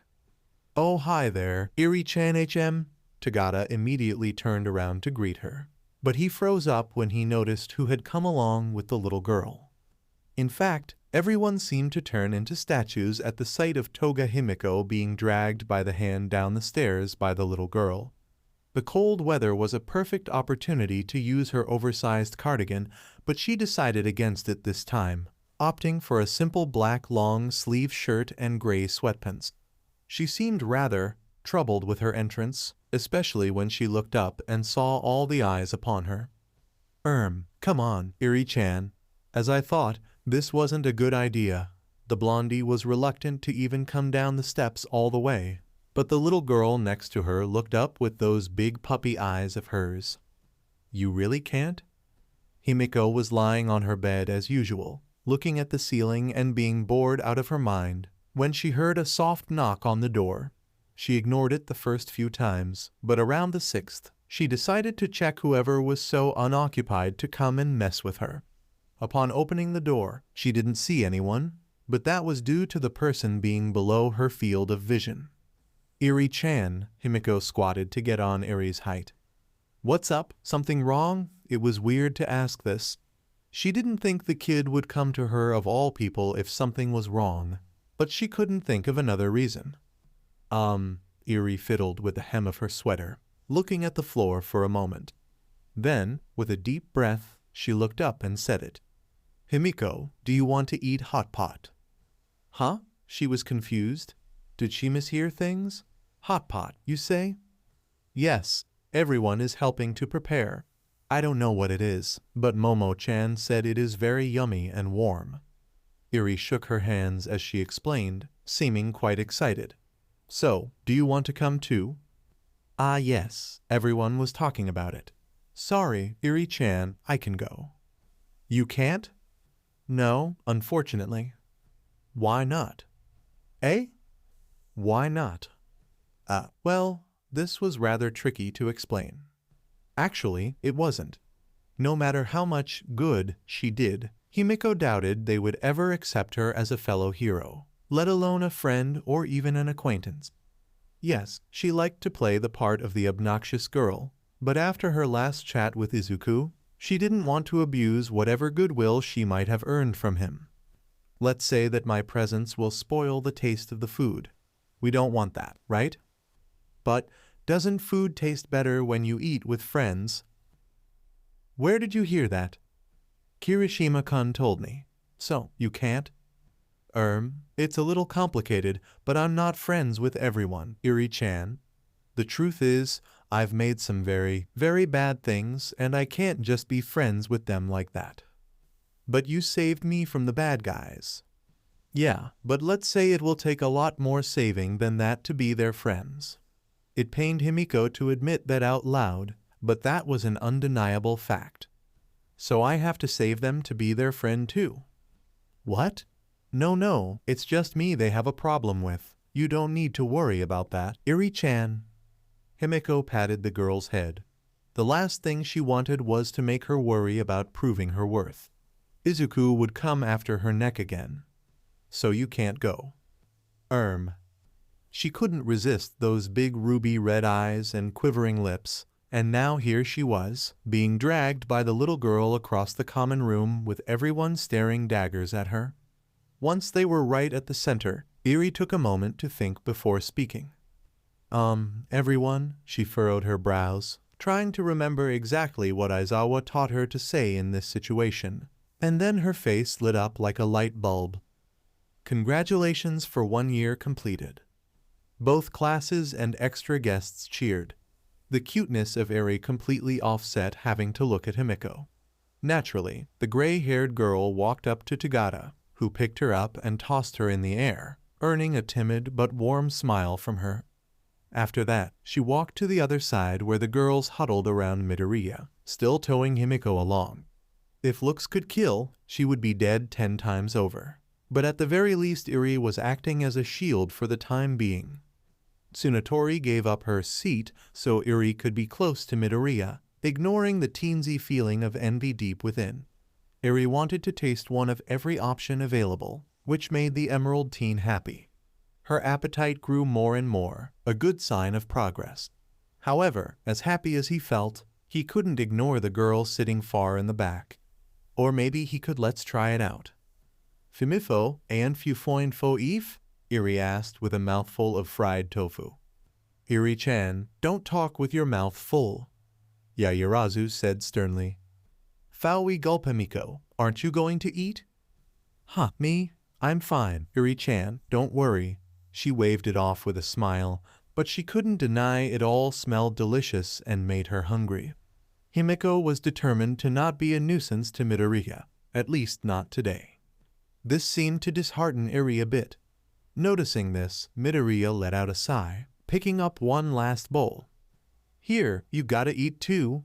He offered the bowl to the blondie, not quite hiding the annoyance in his voice. What? No, I'm good, I really am. She was cut off by the audible growl of her stomach, making Himiko's cheeks even redder than usual. I'll help myself then, ahaha, she said, accepting the bowl with a wavy smile. She was glad no one here had a laser eyes quirk, but that didn't stop her from feeling the metaphorical heat. More than that, the food was delicious and warmed her up. Add to that Eri's kind gesture of dragging her out of her room and Midoriya of all people offering her food, and Himiko felt cozier by the minute. She could also get used to this foreign fuzzy feeling which was kind of different from the giddiness of seeing people covered in blood.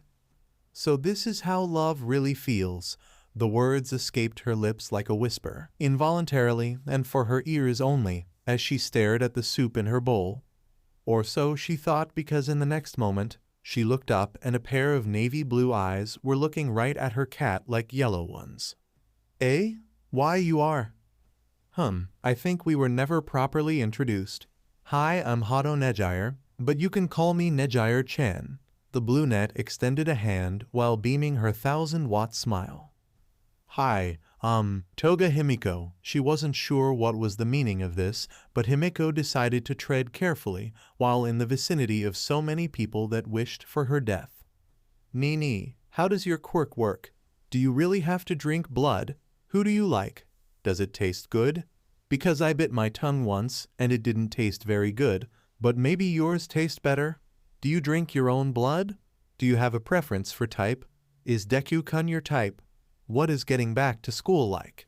Do you have a crush on?" "Oop, hold on a second. Nejire-chan, remember to breathe when speaking." A hand pulled the eager brunette away from Himiko. "I am breathing though, Mirio," Nejire whined, and the tall teen tried to remove her from Himiko's personal space. While that scene unfolded, the rest of the group watched this weird interaction between the ex-villain and their senior. Her yellow cat eyes wandered away from Nejire and stopped at Midoriya, seemingly asking for directions, or perhaps it was permission to talk to that bubbly girl. Midoriya just shrugged and focused his attention on the girls around him. She then looked at Eri, who responded with a reassuring nod. "Senpai, I don't really mind. I myself tend to be pretty, forward." "Ah ha ha." That comment didn't go by without some eye rolls from the girls. They could confirm that. That seemed to ignite Nejire's enthusiasm even more, having found a kindred spirit, in a sense. So she was back to her hail of questions at Himiko, leaving Mirio to let out a sigh and walk back to the other group, shaking his head. If you didn't know better, you would think Nejire was talking to a plain normal high school girl, instead of a sadistic assassin. Then again, she looked more normal than usual.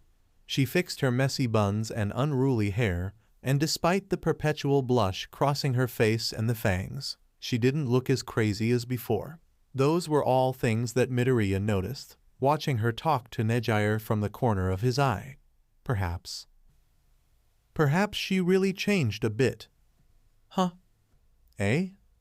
Uraraka looked at him with a raised eyebrow, then glanced at the blondie and brunette. "Deku-kun, you're not thinking about." "No, I told you, it's not like that. I just..." Midoriya trailed off a bit, so Uraraka waited for his response. She couldn't help the slight frown on her face, though. "Maybe she's a little different now, for real. That's all I'm saying." The brunette glanced over at them again, then let out a heavy sigh. "I still don't like it, but maybe you're right." "Change is good, right Deku?" Eri asked, looking at him from her place on his lap. She seemed to understand the gist of this little talk. Yes, this change is good, Eri-chan," Midnight answered before him, patting the girl's head. Eri apparently trusted Himiko to some extent, and while Kayama wasn't eager to praise the blonde devil, she had to admit the change of ways on some level. Before they realized it, Nejire had already dragged Himiko into the circle, bombarding everyone with questions about their internships and the like. The talk derailed into all kinds of gossip, with everyone having a good time, Himiko included. On the other side, Mirio observed with a warm smile. "Ha! Nejire is already feeling at home." "She sure is." Amajiki nodded. "But I wonder, why is Midoriya over there?" He pointed at the Emerald team. "Oh, didn't you know? Midoriya is the Harem King," Kaminari announced, getting the attention of both seniors. Harem King? Midoriya? Not that he thought poorly of his friend, but Mirio didn't think such a title would fit him. It's shocking, but it is the truth. Every girl over there, save for Eri and Toga Himiko, are mutual girlfriends of Midoriya, Takoyami said, looking at the merry group on the other side of the room. "Well, I suppose Nejire-senpai doesn't count either. For now, at least, I would be cautious if I was you, senpai," Siro told the tall blonde teen, who seemed lost in thought for a moment. Then he burst out laughing.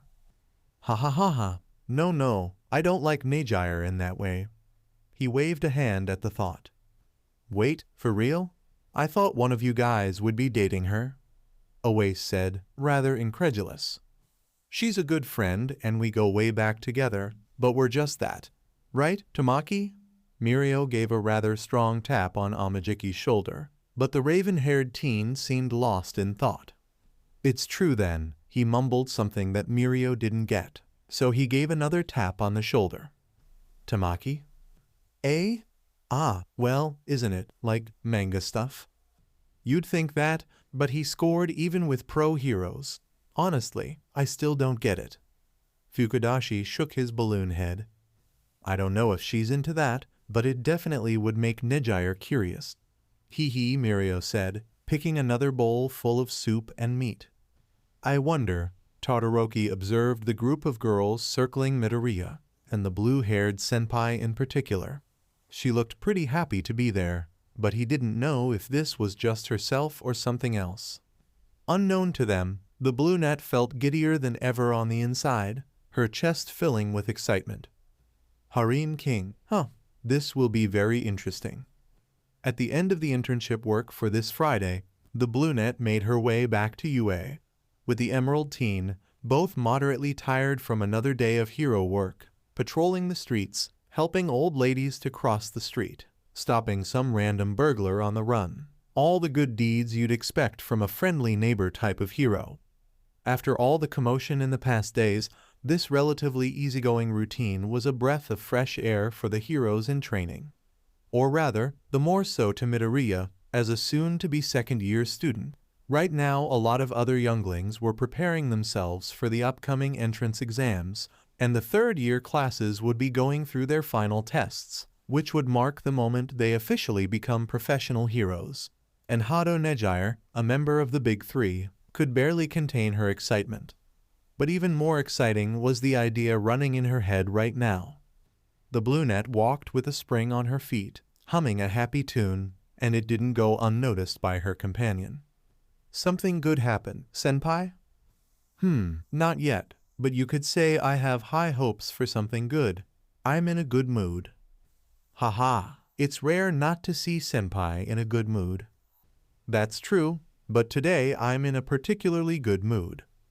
I see. Well, I guess I'm in a good mood too, as of late, Midoriya said, looking up at the sky, the orange of the last rays of light mixing with the dark veil of the night. Recently his life had become very agitated, but right now he was experiencing a needed lull in the storm, Eri being safe and sound, no major villain activities, and even Aizawa-sensei not getting them through the grinder of training. Granted, the scruffy man wasn't currently present, but All Might did mention Principal Nezu recommended a small break for the students of the hero course. Ever since they entered school, it has been one insane event after the other. I know, right? But don't you have your last exams coming, senpai? He raised a valid concern, but Nejire waved her hand as if it wasn't that much of a big deal. It's fine, really. I'm pretty sure I'll pass, but even so, make sure to root for me, okay? I'll do the same when it's your turn. My turn, Looking back, a lot has happened, but this was just my first year in the hero course. And you already got so far, I'm impressed. You think so? I have my doubts about my real progress. Questioning his own merits and achievements seemed like a trait the young man couldn't quite let go of. Nejire puffed her cheeks playfully, poking his sides as she tried to instill some confidence in him. Deku-kun, just so you know, false modesty won't get you anywhere. What? I'm not being false, I just think I have to improve PFFFT. Wait, senpai. Ha ha ha ha. Come on, take your senpai's compliment in earnest. Ha ha ha ha. Okay, fine, just stop poking me. She poked and tickled him a while longer before Nejire let him go. Internally, she was very happy he wasn't as skittish around her anymore and she could play with him like that. This meant he was comfortable around her, which also meant her charm had finally worked on him, just like Kayama-sensei said it would. A great success. With a satisfied smile on her face, Nejire resumed her walk. with Midoriya right next to her. And in this excellent mood, Nejire made her next move. Ni, Deku-kun, are you busy tonight? I suppose not. Why? Then she stopped again, then turned around with a 1,000-watt smile and big twinkling eyes. Would you like to have a game night with me? A game night? Remember when I asked you before? You said we could in another day, and it is another day, and we might not have another opportunity like this in a long time, so why not? We can, right? Right? Ni, say yes, please? Pretty please? With a cherry on top and a kiss on the cheek. The combination of her big shiny eyes and Nejire closing the gap between them inch by inch made it nigh impossible to say no to the brunette. Well, I did say something like that before. You did, yes, she confirmed excitedly. And we will both get pretty busy from now on. Yes, so? All right, it's a deal then. Yay! Nejire jumped in the air, giggling like a small child who just got a new toy for Christmas. Then let's go back to UA. Already. I'll ask Tamaki for his console and we meet at your dorms, alright? Let's go. Wait, senpai, at my dorm whoa? She was already dragging him by the hand before he could object to it. Not that it was a bad place, by any means, but he sensed it wouldn't be very good for the girls there. Then again, perhaps it would be better if he was somewhere where the girls could keep an eye on him. Before it was completely dark, the two of them were back at the school grounds. Nejire rushed back to her dorm to get ready for this event, and Midoriya calmly made his way back to his dorm as well. He wasn't expecting this outcome, but it wasn't bad at all. The surprises of the night were not over yet, however. Just as he closed the door behind him, announcing his presence, 3 figures quickly surrounded and embraced him in a warm group hug. Hey there, Muscles. Ribbit, welcome back. Hi, cutie. Hagakure, Tsuyu, and Ashido held Midoriya in his right, left, and front, respectively. Hey girls, how's your day been? Much better now that I've seen you. Muscles yours? It was fine, not a lot of trouble today. That's good. Ribbed, it means less work, right? And more time to spend with cutie. Why don't we cuddle on the couch for the rest of the night? Can we? He could feel the invisible girl making circles on his chest, while Tsuyu and Ashido pressed themselves further against him, all that right at the entrance of the common room. Hey now, at least let me take a shower.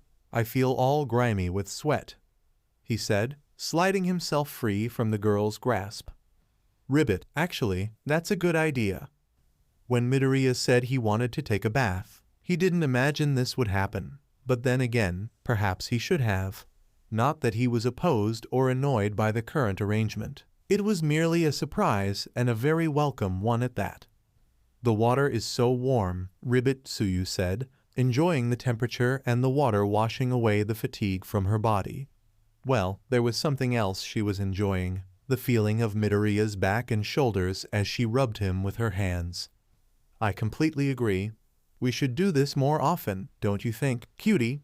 Hagakure took care of washing his hair, taking care not to drop shampoo on his eyes as she scrubbed his scalp. You guys know I can wash myself alone, right? Even if he enjoyed the small spa treatment, it was still a little bit embarrassing. Not to mention they kind of snuck into Tsuyu's room so they could share the shower. Plus, we would need a much larger bathroom. Yeah, but what is the fun in that? You get a nice massage while we scrub you squeaky clean, and I get to feel those excellent muscles. Hahe. Ashido, who was washing his arms and legs, also took the opportunity to cop a feel now and then. And she didn't bother pretending she wasn't, as a small drool streak ran from her mouth. I suppose so. Now imagine this, a large, warm bathtub the size of a small pool. All for ourselves, she said, and they let their minds wander a bit. It sure sounded like a great idea, especially considering all the fun stuff they could make in there. But these last thoughts would have to wait a while longer, for they were on school grounds. For the time being, this is pretty nice, Ribbit. We don't get to be so close like this anymore, Tsuyu said, now rubbing Midoriya's front. Of course, she did so hugging him from behind, making sure she had as much body contact as possible. The feeling of her smooth skin rubbing against his, while covered in creamy soap, was becoming too much for Midoriya to simply ignore. Maybe we shouldn't be that close. After all, he said in a low voice, trying to will his body into not reacting to this very stimulating scenario. Are you sure, cutie? Because Hagakure's hands slid down to his cheeks, cupping his face and turning it to face her so she could plant a quick peck on his lips. I know I like this a lot, the girls giggled, getting even closer to him. The steamy hot water, the creamy soap, the floral scent in the air, the visage of these girls covered in foam, and their hands gliding all over his body. Regardless of how strong-willed he considered himself to be, Midoriya clearly had his limits when it came to his girls and being teased. The emerald teen pulled Toru close, wrapping her waist and giving her a deep kiss. She giggled and mewed, also embracing him around the neck. Then, Tsu pushed the invisible girl aside. Being all soapy, it wasn't hard to pry him from her friend's grasp, only for Tsu to take her place for a little bit. Her long tongue wrapped around his, and she rubbed her thighs against him. She wanted to go further, but the rules were clear: no second school grounds. Sure, they doubted they would be caught right now, but at the very least, it wouldn't be very fair not to include the others, so be it. Mina was next on the smooching section. She kept rubbing his biceps and pressing her chest against his as he explored her mouth. Midoriya even gave a playful squeeze on her ass cheeks, getting a squeal from the pinkette. Izuku, you tease. Hey, you started it. Ribbit, that's right, but we should get out already, or else I might not hold myself back. But I want to kiss Cutie more under the shower, Toru whined, and the girls looked at him for permission. Well, just a little longer wouldn't hurt. The girls cheered and then returned to their steamy making-out session. After all that fun in the shower, Midoriya and the girls huddled in the common room's couch. They got all comfy on top of him, enjoying the warmth provided by his body. As for Midoriya, he hugged them close, and his nose caught a faint scent of roses from Ashido's hair as she nuzzled under his chin. Despite all adversities, life was good, and this was a rare moment in this super long year when Midoriya could just relax and truly forget about everything else. Only that everything else included what he had agreed to with a certain blue-haired senpai. Speaking of which, knock knock. The little group on the couch only had time to look up before the door busted open and in came Nejire, holding a small game console and controllers and wearing pajamas, nonetheless. Deku-kun, let's play oh. Her eyes quickly found the green mane, and right after Nejire noticed the other two, maybe 3 girls, all but sitting on his lap. I see, she murmured to herself as the girls scattered on the couch. Nejire-senpai, what are you doing here at this hour? Ashido asked, trying to sound as normal as possible. Oh, didn't he tell you? Deku-kun and I are having a game night, she said, flashing a wide grin. Ribbit, no, he did not warn us. Tsuyu, along with the other 2, sent a side glance toward the poor young man, who scratched his head awkwardly. Well, with that greeting and the, yeah, I forgot, my bad, he apologized. Nejire-senpai didn't need to know exactly why. But we're still having our gaming night, right? About that, he wanted to decline, or at least he thought he should, because of the girls. But he had already said yes to Nejire, and she seemed so excited about it. Moreover, she got the console with Amajiki-senpai, and she even came prepared for a sleepover. But to his surprise, when Midoriya looked for the girls' advice, they looked just as divided. It was really hard to resist Nejire. If Senpai and Izuku-kun have already made plans, then there's nothing else to do. Ribbit, Tsuyu said, getting some nods from the other girls. Really? Yay! Then let's get this set up really quick so we can play lots. Nejire all but vaulted over the couch and quickly plugged everything and turned on the console. Meanwhile, Tsuyu got up from the couch, with Ashido and Hagakure coming right after, But before they could go far, she felt a hand hold onto hers. "And where are you going, Tsu-chan?" Nejire asked with a smirk crossing her lips. "Ribbit, I thought that you two would, eh?" Nejire clicked her tongue playfully, shaking her head. "Tsu-chan, this game can be played with up to 4 people. The more, the better." Before they knew it, the 3 girls were completely immersed in the game. Hagakure struggled the most since she wasn't used to playing games, even less fighting games like Heroes Rumble Ultimate. Luckily, both Nejire and Midoriya were pretty patient in teaching her the ropes. It should also be noted that Midoriya was quite good at the game, especially with All Might, which he called his main. "Wow, I didn't know you were so good, Muscles." "I'm not that good. Kaken always gave me a hard time when we were little, so I had to practice a lot." "You say that, but you're undefeated in 7 matches, Deku-kun," Nejire said, her eyes focused on the screen. "But Tsu-chan isn't bad either. Ribbit, I used to play with my siblings, but my little brother is much better than me." "Ah, Tsu-chan has siblings." Nejire's curiosity piqued once again, taking her attention from the screen. "Hi, my little brother is called Samadare, and my little sister is Satsuki. I used to play with them, but since Mama and Papa had to work all the time, there was less time to play." "I see. Tsuyu-chan was a caring older sister. Ah, I got spiked." "Nice move, Toru-chan, Ribbit." "Nice move where? She's just spamming Endeavor's neutral B. Toru-chan, that's cheesing." "I don't even know what I'm doing, Mina-chan." "Then in the next match, I'll show you how to play Endeavor." Amidst this cheerful ambience, Midoriya couldn't help but let out a light-hearted laugh. He hasn't had that much fun ever since his childhood, back when he and Kaken were on perfectly good terms. It was also a time when he had more friends. Truly, right now he felt like life couldn't get any better. "Are you having fun?" came the question from the blue net next to him. "Huh?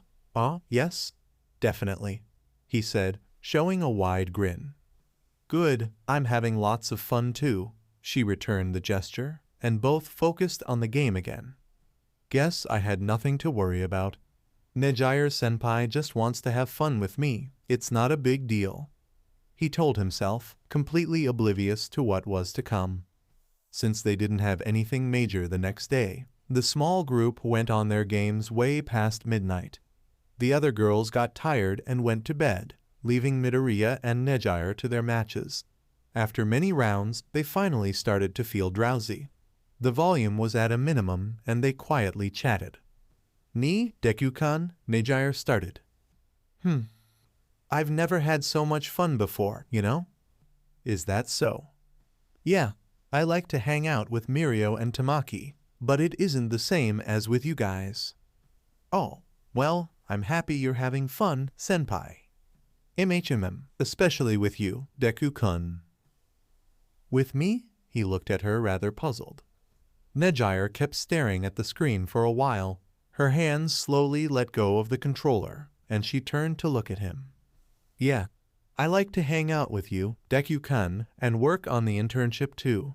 I get to see so many cool things about you, and the more I learn about you, the more curious I get," she said, offering a gentle smile.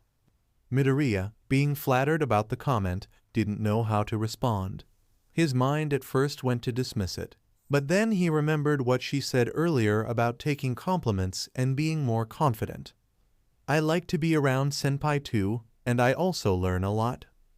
"I see, that's good." There was a moment of silence between them. He thought they would go back to playing the game, but Nejire scooted closer to him. She seemed oddly quiet. "Deku-kun, to be honest, there's something else." "Something else?" An alarm triggered inside his head. "The truth is," Nejire scooted even closer, resting a hand on top of his. She leaned forward, and he responded by moving backward a bit.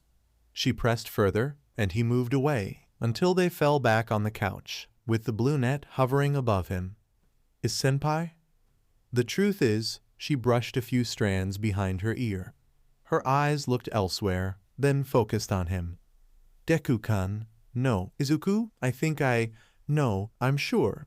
I like you.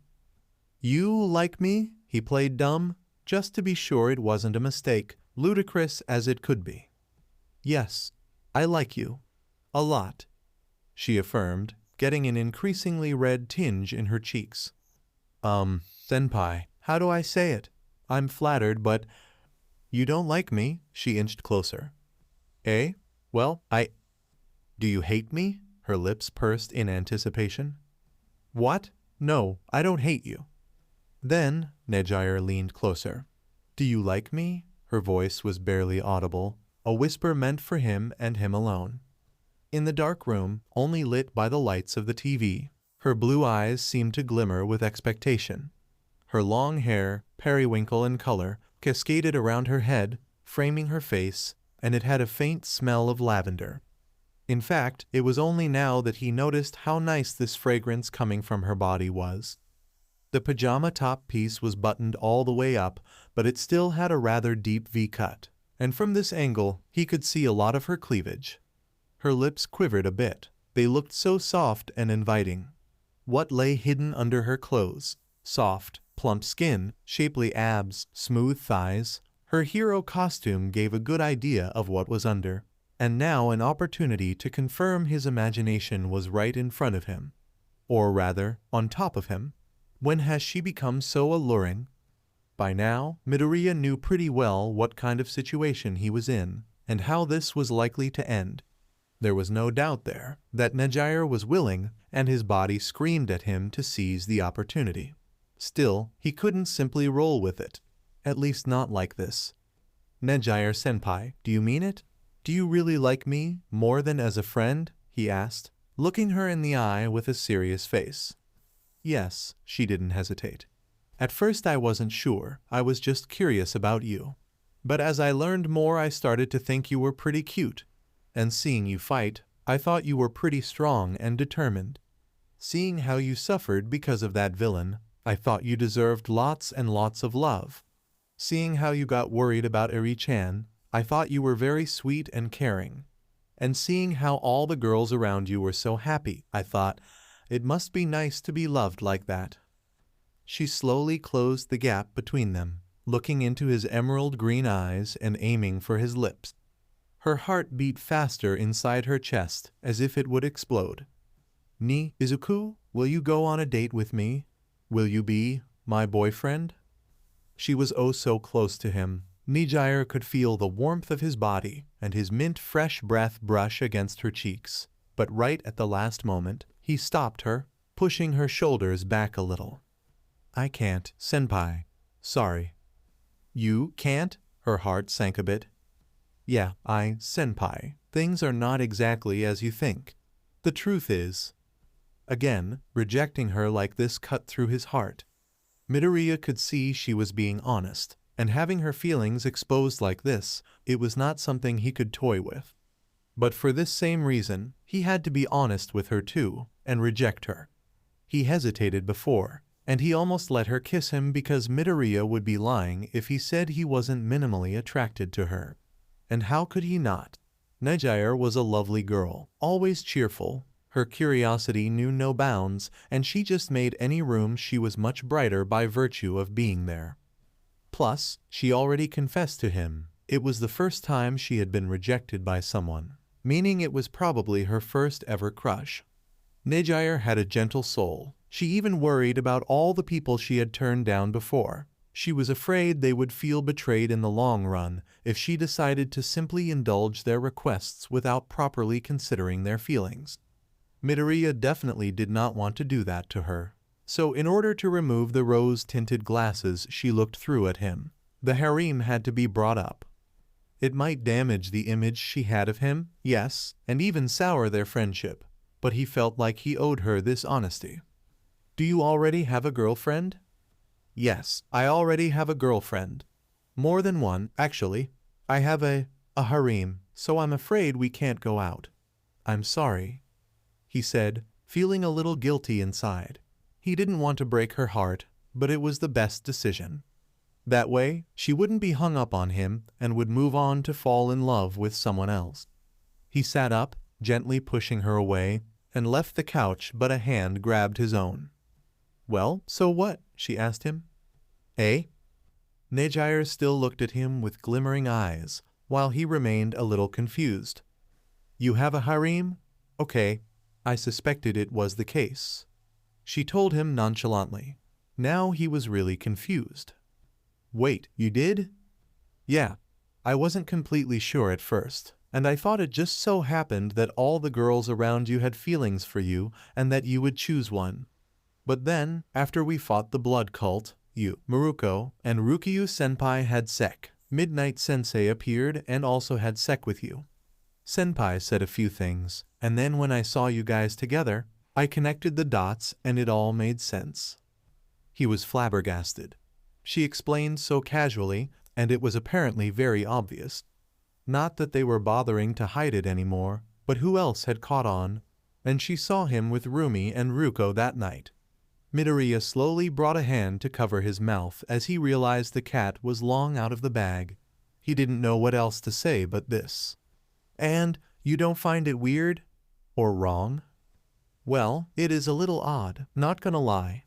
I've never seen so many girls getting interested in the same guy like this, neither sharing him. Sure, it was weird," he thought. And this was the part where he got called out, and she would refuse to talk to him again. "But I think it's cute." "See cute? Really?" "Yeah. The girls look happy, you look happy, so it apparently works out. If everyone is happy, it can't be that bad," she concluded, pulling Izuku back onto the couch where she pushed him down again, hovering above him. "So, Izuku, can't I be part of your harem? Please? Pretty please? With a cherry on top." He still hesitated a bit. "Are you sure, Nejire-senpai? It's not exactly an exclusive thing. You'll have to share me with everyone literally." "Sounds fun to me. I just want to date you in some way. I don't mind sharing you with other girls. Plus, I'm super curious about what you guys do together, so long as I have you with me, it's not a bother at all." "I see, ha ha ha," he laughed nervously. So another girl fell for him, and he barely made any effort there. Sure, he also liked Nejire a lot, but he didn't see her in this light before. Now that it was an option, Midoriya searched within himself to see if he really liked her in that way. Come on, what's not to like? That was Nana's voice, briefly appearing in his mind before vanishing again with the sounds of clear bells. Even if he lied to himself, Nana would read his heart and tell him the truth. He would be a liar and a fool to deny he liked this airheaded, endearing beauty currently on top of him. "It can't be helped then. I'll be your boyfriend, senpaima." The moment he gave confirmation, Nejire went in for his lips, planting a kiss while she interlocked their fingers. She giggled, and he could tell she was smiling while kissing him. Midoriya slowly freed his hands and embraced her, bringing the blue net closer to him and deepening the kiss. It went on for a while longer until she pulled away to breathe. Nejire was euphoric, for this was her first kiss with her first ever crush. Truly a big moment, and now that she learned how good it felt to kiss, she definitely wanted another round of the experience. Reading her emotions, Izuku pulled her close again, caressing her neck and shoulders and rubbing her lower back. Nejire replicated this, hugging him in any way she could. He deepened the kiss and got more passionate, and she responded to everything with eagerness. With short breaks to catch a little more air, he flipped them around, now lying on top. Nejire immediately wrapped her arms around his neck, and one leg around his waist. She squirmed under him, rubbing her crotch against him. But when Izuku felt her hand slide down his sides and inside his pants, he stopped her. They broke the kiss, a small saliva trail bridging the gap for an instant. "Did I do something wrong?" Nejire asked between short breaths. "No, that's not it," Izuku answered, also short-winded. "Then, can we keep going?" she asked him, once again sliding her hands down, but Izuku stopped her again. Nejire, before we go there, do you have to tell the others?" "Yeah, it would be best if they knew." I'm sure they won't oppose senpai joining, but it's best if they know before we, do that. So the girls also get to decide if someone joins the harem. Yeah, we all have to agree. The girls can be very possessive, zealous. Okay then, I'll wait. But for now, can we cuddle, Izuku? I always wanted to know what it feels like to cuddle. What do they call it? The small spoon, she said, looking at him with big puppy eyes. That much was fine, he thought. They shifted on the couch until they found a comfortable position. Nejire slightly curled and Izuku behind her, his arms wrapped around her waist, her hands holding his. Nejire was a big fan of fluffy mattresses and soft blankets, but never before had she felt so comfy in her life. Probably because she was cuddling with the person she liked. No, with the person she loved. Truth be told, she didn't know the difference between a crush and true love, but she was confident that what she felt was the latter. Otherwise, why would her cheeks be so warm and most likely red? And why would her stomach feel so weird and fluttery? Why would she imagine spending her entire life with him and 7 children? If that wasn't love, she didn't know what it was. She was full of energy, and at the same time, Nejire felt really sleepy, soothed by his warm embrace. Her hands gently stroked his, feeling the scars and callous, signs of his hard work. He felt strong holding her like this, shielding her from some unknown threat, and yet it felt so gentle too, as if he was holding a porcelain doll. She felt even more giddy knowing this care and passion would be given to her too. She could barely wait to give the girls the great news. I wonder how they will react, Tehe, was her last thought before Nejire fell asleep, still having a smile crossing her lips. Behind her, Izuku simply absorbed everything in this scene, her scent, her soft body, her warmth. A few minutes before he only saw her as his senpai and hero work partner, but now Izuku couldn't imagine living his life without her this close, just like all his girlfriends. He wondered if he was being too greedy, hoarding so many girls as some of the boys said, but what else could he do? She poured her heart into him. He couldn't possibly dismiss her feelings just like that. It would be a little bit hypocritical of him to claim he already had girlfriends, in the plural. Yes, Izuku realized that, and the reason why he told Nejire that was precisely to let her know what she was getting into. If she was aware and was okay with it, then there was nothing else to do. He would accept her feelings in earnest and do his best to reciprocate. Plus, looking back, Nejire has long wormed her way into his heart, without him noticing. Perhaps because she was pretty much an airhead, he didn't think her actions were actually advances on him. Izuku just took that as Nejire being herself and also being considerate of his social awkwardness, and that much was true. But now he saw there was more to it. He wondered if there were more girls like that around him, silently trying to catch his attention and affection. His self-image would tell him no, but his track record told another story. What would they think of him having a harem?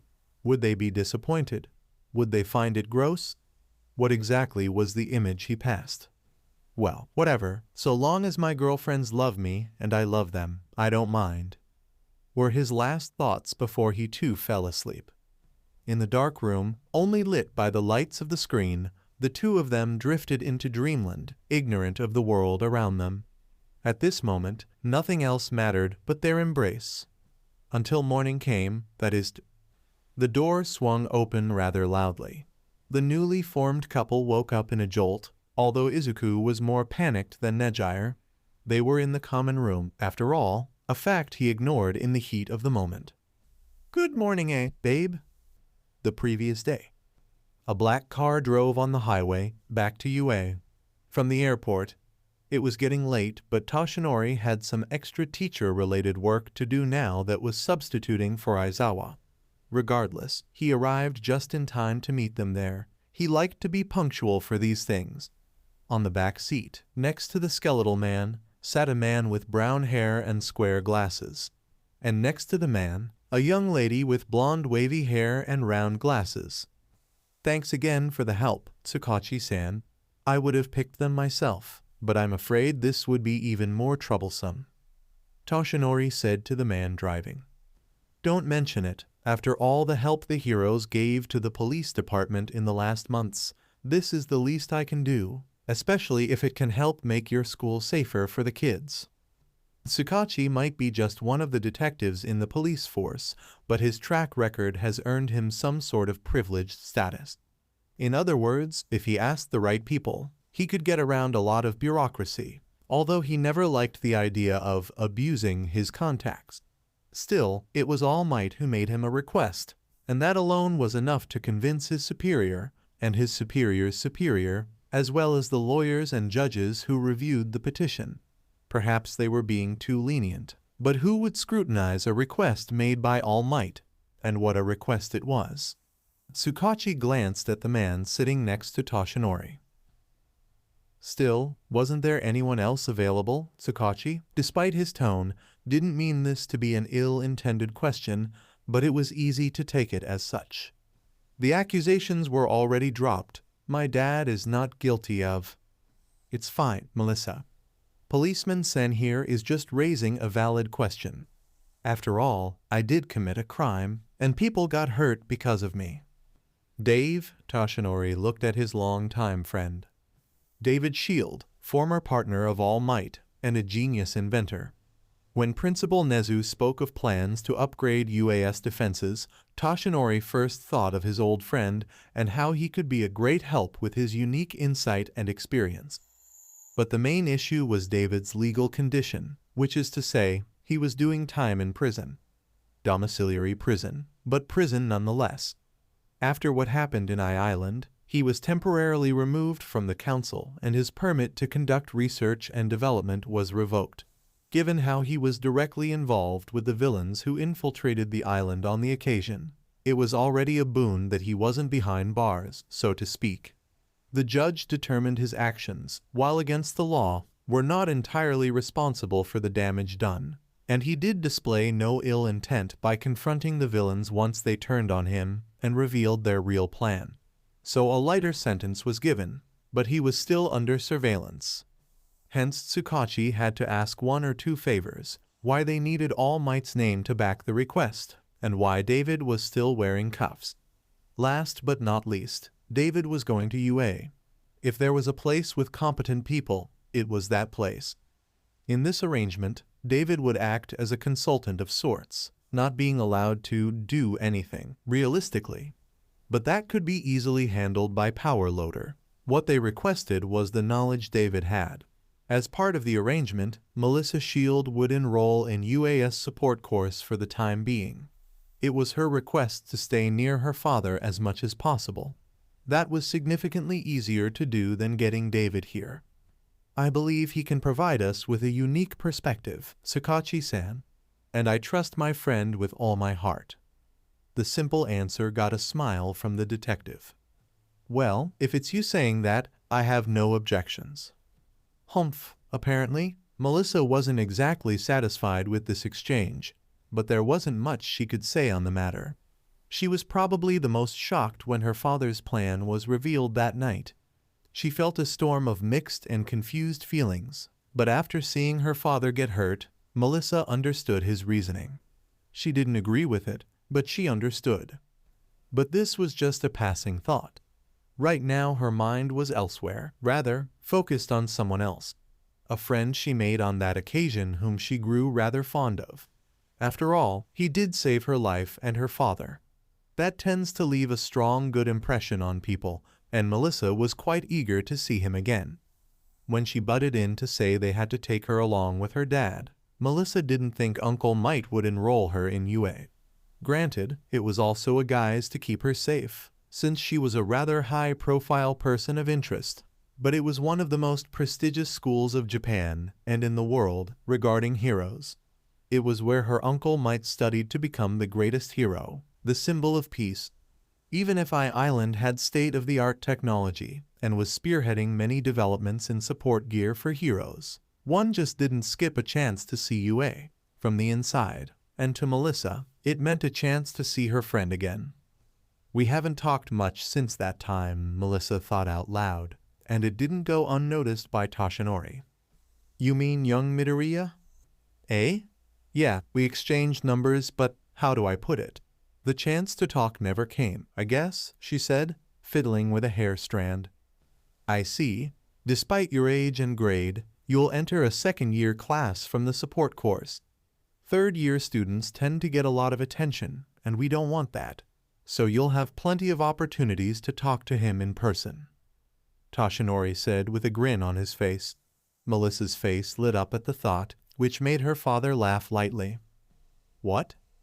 Nothing. It's just, I haven't seen you that eager ever since Yagi offered to piggyback you through the New York skyline. You must really like young Midoriya, ha ha ha. I just miss him. It's not like that, Dad. Oh, not like what, exactly? You know what I mean, Dad. The car got filled with more laughter and the woes of a slightly embarrassed young lady. She knew her father was jesting, but it was still annoying. It was already nighttime when they arrived at UA. Now uncuffed, David followed Toshinori to meet the principal and the team he would work with. As a consultant, of course. Meanwhile, Melissa would be guided to the dorms where she would be staying. Once there, the girl stood before the building for a moment. From what Uncle Mike told her, this was a support course class, so everyone here was an inventor in the making, just like her. It filled her with anxiety and excitement, the kind of feeling you get on a roller coaster right before the cart goes down. Let's see what the #1 school in Japan has to offer in the support course, she said, taking a bold stride towards the door. Melissa moved to knock, but as she stood in front of it, a laser mesh scanned her face. Then, the door that appeared to be wooden slid open in two with a faint hydraulic hissing. It seemed she was off to a good start. As she entered the common room, Melissa found nothing out of the ordinary, or so it seemed, considering the door that slid close behind her. But more than that, there wasn't anyone around. Hello? Anyone? Oi, you, a raspy and tired voice called from the kitchen. The owner came right after, with a can of energy drink in one hand and waving the other as a salute. You must be, hold up, let me check, Melissa, right?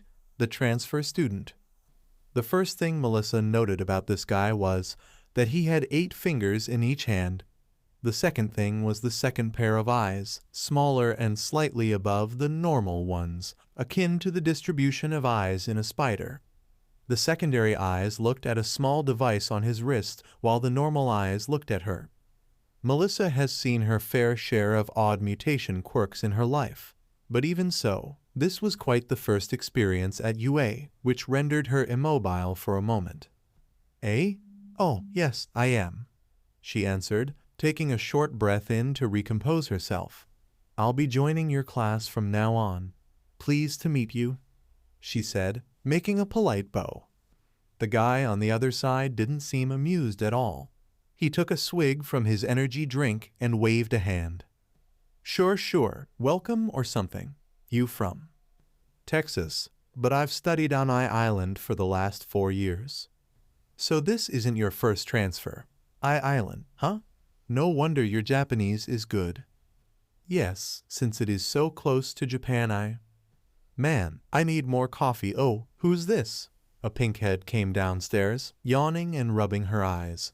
She quickly noticed one of her classmates standing there with an energy drink in hand, and someone she had never seen before. We're out of coffee, Hatsume. Only energy drinks left. And this is the foreign transfer student. He pointed to the blondie, took another swig, and walked past Hatsume. A transfer student? Why didn't anyone tell me we would be getting one, Hakumen? Tisk, just call me Makairo, and you would know if you paid attention to what Power Loader Sensei says. To Melissa, who observed the scene with some sort of bewilderment that felt like a somewhat recurring thing. Anyway, why don't you show the new girl around? Makairo suggested, not exactly giving the pinkhead another choice as he climbed the stairs back to his room. Wait, why me? Hatsume said, then quickly turned to Melissa. I mean no offense, but why me? She turned back to Makairo. Well, are you busy? Not exactly, but why don't you show her around? Hatsume threw the question back at him. Mikiro turned around and showed a wide smile. No can do, I have way too much work, and with that, he quickly went upstairs. Oi, Hakumen, if by work you mean your ROM hacks, it doesn't count. Oi, Hakumen, Hatsume complained a bit, but it seemed she was stuck with the task. Usually, it was she who was too busy to do the tasks. It isn't fun when it's with me. With a sigh, she went into the kitchen, came back with 2 energy drinks, and tossed one to Melissa, who fumbled a bit before catching it. So, transfer student, huh? Hatsume said, trying to strike up a conversation with the newcomer. Small talk wasn't her forte. Yes, as I was saying to your friend, I studied on Island before. The Island? Wow, quite the prestigious student, I assume. Some guys here would give an arm to enroll at the academy there. They have pretty neat internships. So why come to UA? Not that I find it bad here, but in terms of resources and contacts for inventors like us. Oh, well, it's a little complicated, but basically, I'm following my father. Melissa kept in mind what her uncle might said about keeping a low profile. I get it, no worries. Well, it's a bit late, but I can show you around the campus tomorrow. For now, let's get you settled in your room, said the Pinkette, taking a big swig from her drink. Oh, my name is Hatsume, May, by the way, but just May is fine. Pleased to meet you, May-san. I'm Melissa Shield. Oop, Melissa answered in kind, but her eyes widened a bit when she realized she said her full name by impulse. Perhaps Hatsume wouldn't know her father. There was always a possibility. Shield. The name does ring a bell for some reason. Wait, Shield?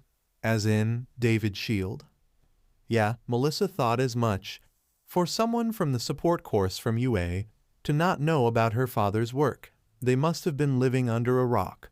Still, she wanted to avoid getting that kind of attention, as she was advised, so she quickly silenced the Pinkette in front of her. Could you please keep this a secret? Hatsume's hype was cut and swapped with confusion, but a glance at Melissa's face was more than enough for her to connect the dots. A transfer, her father being here, keeping things hush-hush. She got the gist of it. Something important was certainly going on. No worries, my mouth is shut, she said, making a gesture to close a padlock and throw away the key. Seeing the relieved expression on the blondie's face, Hatsume went to show the way to Melissa's room, which was apparently right next to hers. Great, they would be almost roommates. Thanks to the noise complaints, Hatsume's room had been relocated to the top, meaning she basically had the entire floor for herself. Still, what a small world. I never thought I would meet the daughter of one of the most prestigious inventors and scientists of our time, Hatsume said, stopping by the door to Melissa's new room. It was, in fact, right next to hers. It's pretty cool, but I don't plan to stay behind, okay? She followed with a toothy grin. Okay, I guess? Alright, Hatsume-san, I know you're from the support course, but do you by any chance know someone named Midoriya Izuku? Hatsume was on the way to her room, but the moment she heard the name Izuku, her head almost did a 180. Melissa was slightly shocked by the rather unnatural and sudden turn radius. Midoriya Izuku? The Pinkette parroted to make sure she heard it correctly. Yeah, do you know him? He studies here at UA, on the hero course, and... Where do you know my babe ahem? Where do you know Midoriya-kun from? Hatsume practically jumped at her, holding Melissa's shoulders and standing so close to her face Melissa could see in great detail the Pinkette's crosshair eyes. Oh, we're friends? I mean, I've met him back at the Summer Expo in Island, but we haven't been very in touch since then and... Wait, babe Midoriya-kun went to Island? For the expo? She was inching closer so Melis had to back off a little. Yeah, he and a few of his friends. Yaoyorozu, Uraraka, Jiro, Todoroki, Bakugo, Ida. And the others went too? Hatsume's knees trembled and her hold on Melissa's shoulders loosened up. Then she slumped on the floor, her head low, looking at the floor. Ha, Hatsume-san. Ah, such a great opportunity, lost forever. and they didn't even tell me. A few comical droplets pooled in her eyes. If you want to go so much, I can give you an invite for next year. Please don't cry, Hatsume-san, Melissa said, trying to comfort the wailing girl in front of her.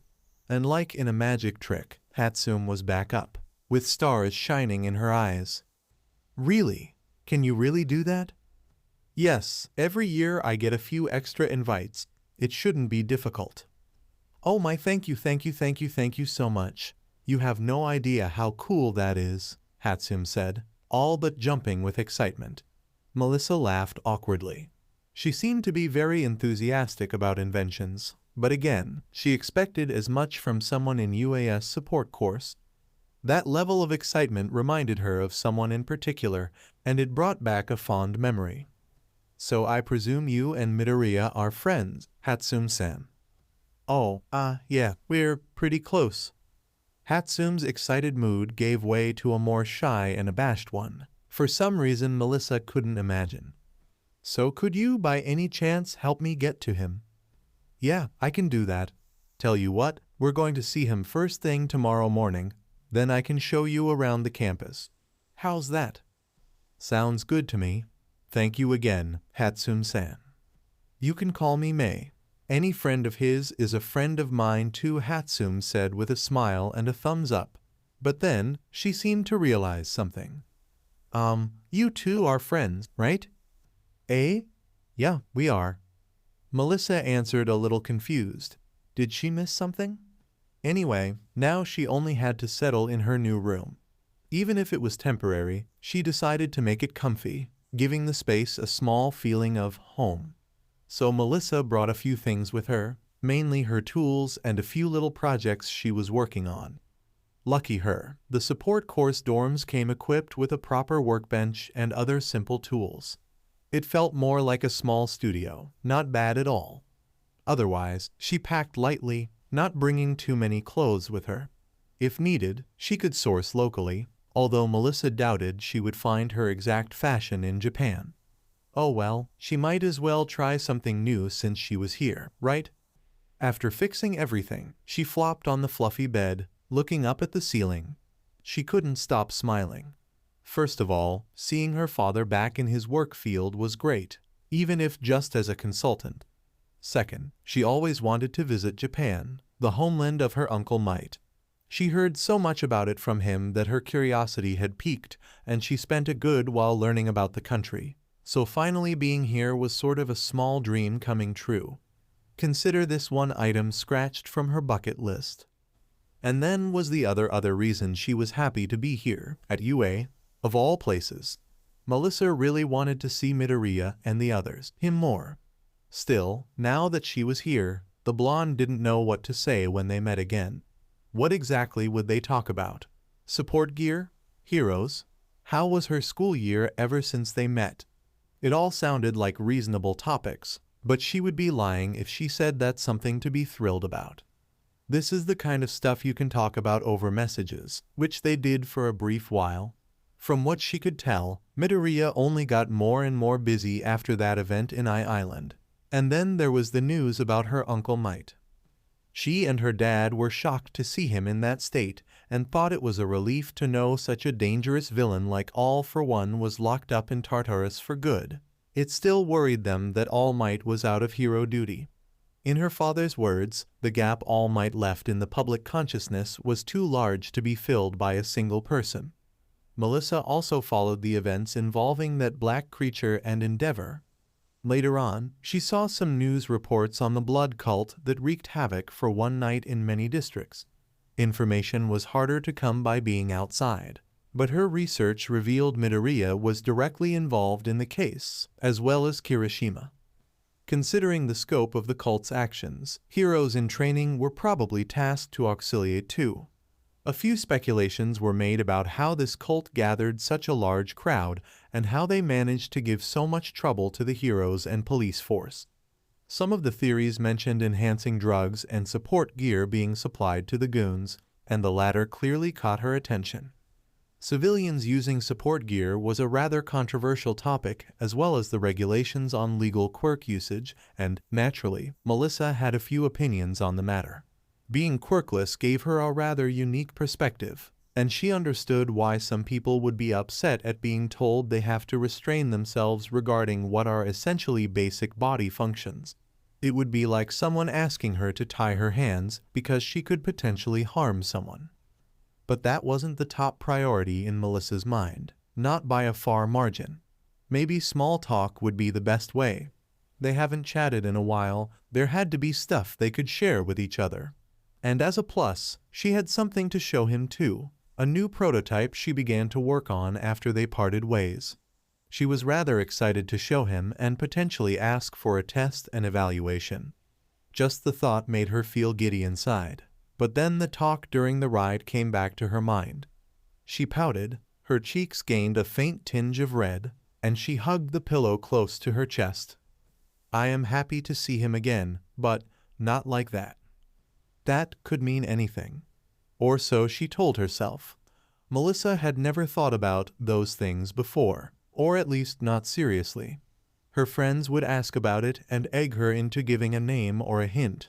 But ever since Melissa gave up on being a hero, she had her goals perfectly set, becoming a great inventor like her father and helping heroes save people. And she had been giving her darn best to achieve this goal. The fruits of her labor were the awards she received, the recognition from Island Academy as an exemplary student, and last but not least, the heist attempt. Melissa was able to contribute despite not having a quirk or being a fighter, and her full gauntlet helped Midoriya in the last fight against that villain. So she wasn't concerned with what her girlfriends called boyfriend talk.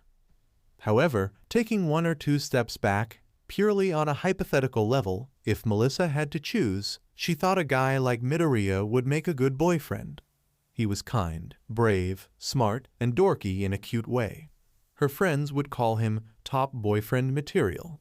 So yeah, having someone like Midoriya as a boyfriend would be nice, she supposed. Hypothetically speaking, of course. Well, no use in dwelling too much on these thoughts. It wasn't as if she wanted a boyfriend. I wouldn't be opposed if that happened naturally, but it's not like I'm looking forward to it, she said to herself in a dismissing tone, then turned on the bed to sleep. She didn't know exactly how much early Hatsume meant by first thing in the morning, and the trip was a little tiring anyway. Then she learned why this floor was empty, as she could hear some metal banging and arc welding noises coming from the other side of the wall. The next morning came quicker than she thought. Despite the noises, Melissa slept like an angel, and she woke up to Hatsume knocking on her door. As she got up and opened the door, covering her mouth as she yawned, she met with the Pinkette sporting a wide grin and visible bags under her eyes, as well as a smidgen of what looked like oil in her cheek. "Good morning, Mei-san. Did you get any sleep?" "Nope, but it's fine. I've done this before. Ha ha ha ha." She must be running on caffeine right now, Melissa thought to herself. Well, it's not like she didn't do similar things before, moved by the passion and enthusiasm for a specific project. Working on something. Yes, but it's not ready yet. This project is for someone, she said, looking into the distance with a gentle smile crossing her lips. A request, huh? I suppose you guys get a lot of them, being partners with the hero course. Melissa pointed out, realizing UA's environment was very conducive for aspiring inventors. Well, you can say that. Anyway, we're almost there. Midoriya stays at the One dorms. You can tell them apart by the giant letter in the front. The two girls made their way to the building. It was a peaceful morning, and a light breeze blew by. It was indeed very early, so the sun was just rising about the horizon. Melissa admired the scenery for a second. She was really going to meet her friend again. Don't worry, Midoriya always wakes up early to do a morning jog. I'm sure he's already awake, Hatsume told the blondie, assuming she was thinking about the time. And just like that, the Pinkette opened the door. You could even say she kicked it open with how much strength she put into it. Again, blame the coffee. Good morning, babe? And we're back to where we left. The first thing both girls at the door saw was Midoriya, and a blue-haired girl suddenly waking up and staring at them with surprised and slightly panicked expressions. On each side, there was at least one face the other didn't know. But even if that wasn't the case, the current situation could easily be mistaken. So to prevent things from derailing into a messy yarn ball, Midoriya went into explanation mode, vaulting over the couch and meeting with Hatsume at the door. Listen, this is not what it looks like. Nejire-senpai and I were just playing games until late at night and we fell asleep. That's all. Midoriya quickly delivered, holding Hatsume's hand and dragging her along with him. But then he did a double take at her companion. His eyes widened and his mouth hung open when he saw a familiar pair of blue eyes behind those red-framed glasses. Ah, Melissa. The blondie seemed just as shocked to see him, or rather, seeing him cuddling with some girl she didn't know first thing in the morning. Definitely not she expected to find upon their meeting. A couple of things went through her head, some of which made her heart beat faster. But she brushed those away, shaking herself from the shocked state to greet her friend. Oh, hi, Midoriya. How are you doing? That didn't come out as well as she wanted. Meanwhile, the brunette looked at this scene unfolding and Melissa couldn't help but steal a glance at her back now and then. The awkward silence between sentences didn't help either. I'm fine. What are you doing here? I mean, it's great to see you. How have you been? Midoriya made an effort to put himself at ease. Now was not the time to stutter and fumble, so he took a step forward and went for a hug. Oh great, I've been doing great. The hug caught her off guard for a moment, but Melissa quickly gave in to the warm hug, returning it in kind. It felt pretty good, so much so that she might have held on to it a bit too long for comfort. And what about you? Things have been rather crazy lately, but I'm doing great too, Midoriya said, letting go of the hug. That was a clear case of euphemism, but it wasn't wrong either. Oh, right. I see you already met Hatsume, he said, turning to the pinkette next to them, who eyed them with arms crossed in front of her chest and a plain expression he had trouble reading. Yes, Mei-san has helped me settle into my room and is showing me around the campus. I asked her if she could help me to meet you first, though she fidgeted with a hair strand. I see. Wait, settle in? You mean here at UA? Yeah, she's a new transfer student of the support course, Hatsume said, resting her hands on her hips.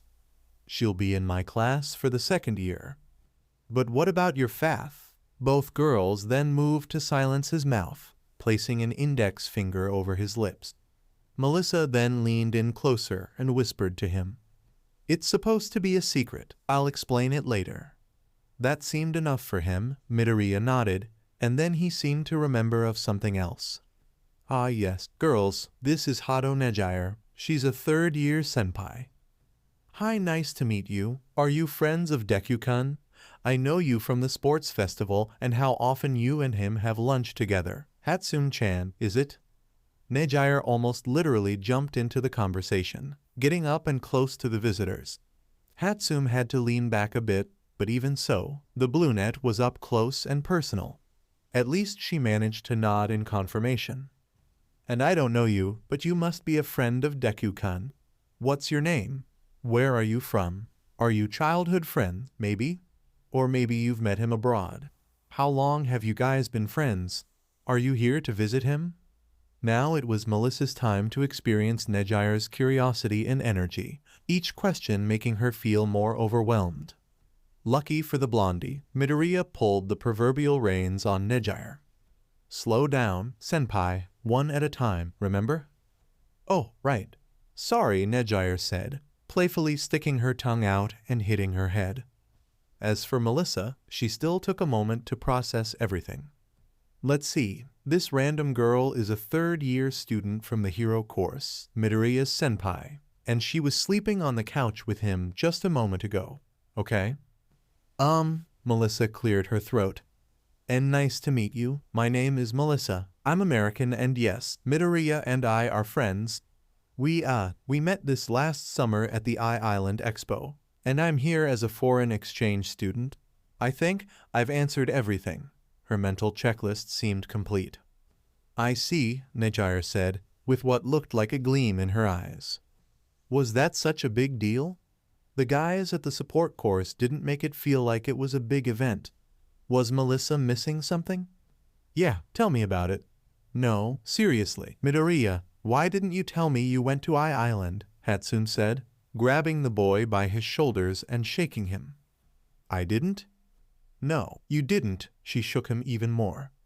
Sorry, me and the girls must have forgotten to mention it. How do you forget about a trip to Island? And nobody invited me. We were not that close back then, Hatsume. You're shaking me too much. Mei-san, don't worry. I'll get you invites for next year's expo. Remember? Melissa tried to pry the emerald teen from Hatsume's vice grip, but the pinkette wasn't letting go. I know, but even so, I love that place. I've never been there before, but I'm sure I will love it. Meanwhile, Nejire began to laugh at the comedic scene unfolding. Midoriya wasn't really bothered. She could tell from the big smile on his face. What's more, the commotion early in the morning seemed to attract more people. More of the early birds from Class 1 came to the common room. Oh, good morning, everyone.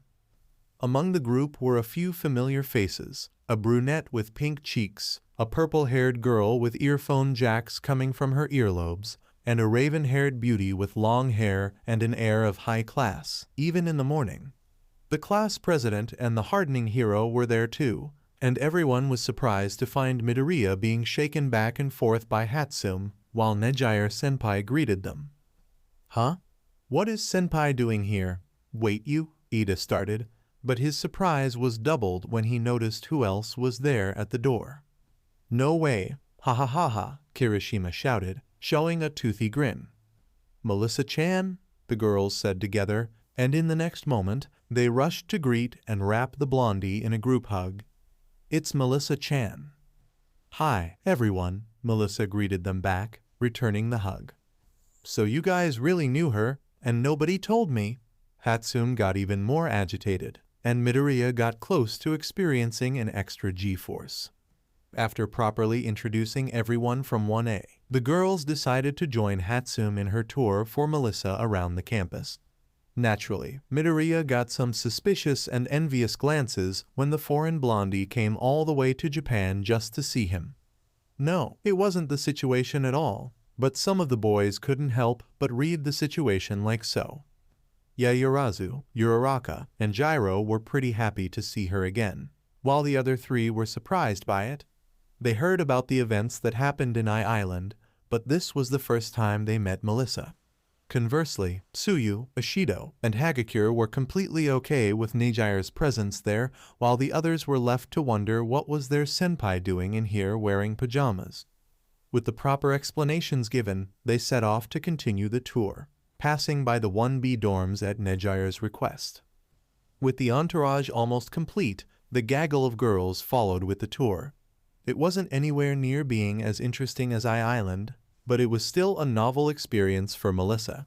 Having no quirk, she went to a different kind of school, without all those training grounds and gyms. Granted, this was the top school in Japan. Even with that considered, having a giant forest and an urban setting right next to the school grounds was remarkable. And that's not to mention the unforeseen simulation joint they told her about. It was things like this that sometimes made her wonder what it would be like if she had a quirk. Would she be a good hero? But these thoughts quickly vanished, for something else was occupying her mind. Melissa brushed it off at first, but once they passed by 1B and the other girls joined the group, she noticed they all were pretty close to Midoriya. As in, physically close. It was like a moving wall formation around the emerald teen, blocking her from walking next to Midoriya. Instead, Melissa had to accompany them by the margins, and this raised a few questions. First of all, the image of the brunette sleeping on the couch with him was still fresh in her mind. Then, all these girls basically orbited Midoriya, occasionally shifting who was by his side. Uraraka even had his arm wrapped in hers, and they all talked and laughed together as if it was the most common thing in the world. Melissa would have never imagined he was, well, that popular here. The impression she got from him was that of a shy and socially awkward boy. But then again, people could change, and she didn't know him for that long. The girls were still very cordial to Melissa. The girls from 1B introduced themselves and were very friendly. Nobody ignored her, despite their focus of attention clearly being on Midoriya. Melissa even found some common ground with Tsunatori, both being foreign students from Texas. The short girl's Japanese wasn't fluent, Melissa had been told, so it was pretty nice to chat in their native language for a change.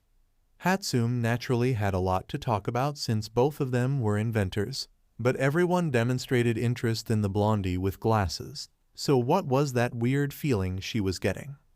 Her blue eyes glanced at Midoriya again, now in locked arms with Yaoyorozu and Kendo. They looked happy, almost too happy. Melissa didn't know a lot about them, but she assessed the girls were pretty comfortable around him. More than that, they looked quite intimate, even Hatsume, who was from another course. And then there was the brunette next to her, Nejire. Melissa wasn't that quick to judge, but even she found it a bit eyebrow-raising to find Midoriya in such a position with a girl like Nejire. Was she his girlfriend? And if yes, was she okay with all these other girls clinging to her boyfriend like that? Maybe she was reading too much into it, or perhaps it was some cultural thing from Japan she wasn't aware of. Alas, Melissa lit up like a light bulb when she remembered something she meant to do. Reaching into her pocket, she breached the wall circling Midoriya, tapping his shoulder. "Midoriya-kun, I've got something to show you," she said, rather excited. The green-haired teen turned around and the gaggle of girls split open. Everyone suddenly stared at her with curious eyes, which was slightly intimidating. Nonetheless, Melissa quickly showed the red band in her hand. A bracelet? Ashido thought out loud. For most of them, it looked like an innocuous accessory, but Yaoyorozu, Gyro, Uraraka, and Midoriya above everyone else recognized the little device. "Oh, is that another full gauntlet?" he asked with enthusiasm. "Not quite. I didn't get to build another one yet, but in the meantime, I thought of making a variant," she explained, taking the liberty to wrap the band around Midoriya's wrist. To keep the theme, I called it a mid-gauntlet. As she snapped the device in place, it unfolded and coiled around Midoriya's forearm. It was like watching a magic trick as the thing grew seemingly out of nowhere. He lifted his hand up to inspect it, flexing his hand and tapping on the material, all while having a wide smile crossing his lips, accompanied by many awe noises from the girls. "It's not as strong as the previous model, but it's easier to produce and replace," Melissa explained further, barely containing her own smile. That's so cool, let me see it." Before he could finish, Hatsume butted in, pushing her friends aside to closely inspect the piece of equipment on Midoriya's arm. She basically yanked his arm, fiddling with the arm bracer. "That's awesome. Such a miniaturization tech, as expected from the daughter of a prestigious student from Island," said the pinkette, alternating between looking at the device and at the blondie. "You like it? I've been working on that ever since middle school," Melissa said, answering Hatsume's hype in kind. She then produced a small red box from her pocket, and with the press of a button, it unfolded into a tall, slim contraption. She climbed on it and began to jump around at a quite high altitude. "I use this pogo stick to travel around Island. It's a pretty large place." The girls clapped in amazement, and the moment Melissa hopped off the thing, Hatsume was already analyzing the device up close. "Amazing. The design looks fragile, but it is structurally sound. Not to mention how lightweight and flexible it is, not to mention the layering mechanism that allows it to fold like that. You have a keen eye. It took me a while to figure it out, but with the right composite materials you can shave off a lot of weight without losing the material's integrity." I see. Something like an alloy, or better yet, a composite at the molecular level. With a specific knot geometry to increase strength, yes. Wow, but that would require a very precise fabrication process, and to coordinate the folding mechanism you would need something like nanomachines. Nanomachines, correct. You guys have access to that on Island. Very limited, but yes. That's part of why I couldn't make another full gauntlet. A full gauntlet? I suppose it's an upgraded version from that one. That one is a downgrade, actually. If you looked at it, you would see a slightly different pattern for increased strength. Something with more overlapping to increase the shock absorption, I imagine. Yes, and I was thinking of improving it with some kind of braid too. Distribute the energy dispersion, brilliant. The two inventors quickly became the center of attention as they shared ideas very enthusiastically. Even if Midoriya and the girls didn't understand what they were talking about at all, it was giving off such a positive feeling that they couldn't help but watch with endearment. It was like when Midoriya got into his fanboy mode, it was just too adorable to ignore. At least for them. We don't see Hatsume-san all pumped up like that very often, do we? Shiozaki said, her hand intertwined with Midoriya's. Oh, well, none of us really understands support gear. I know a few things, but it's mostly what kind of gear pro heroes use. I can't discuss things in depth with her, Midoriya said, letting out a satisfied sigh. He did not expect to see Melissa at UA. But now that she was here, he was glad she could integrate so easily. Plus, it seems like Hatsume has found a new best friend. From what he could tell, her classmates were not the most united, unless necessary, perhaps because they had to compete with each other or something like that. At least they collaborated on large projects, according to what Hatsume has told him. Midoriya also wasn't sure how much of that was done out of self-preservation, given how Hatsume's inventions tended to go haywire quite dramatically. She got better at following the safety protocols, especially when it was something meant for him. But it would only be Hatsume if she was this adventurous and innovative inventor. Hatsume-chan, aren't you basically Midoriya's personal support technician by this point? Nejire joined the talk. She didn't understand most of what they discussed, but she was curious about how would Melissa react to this. Eh?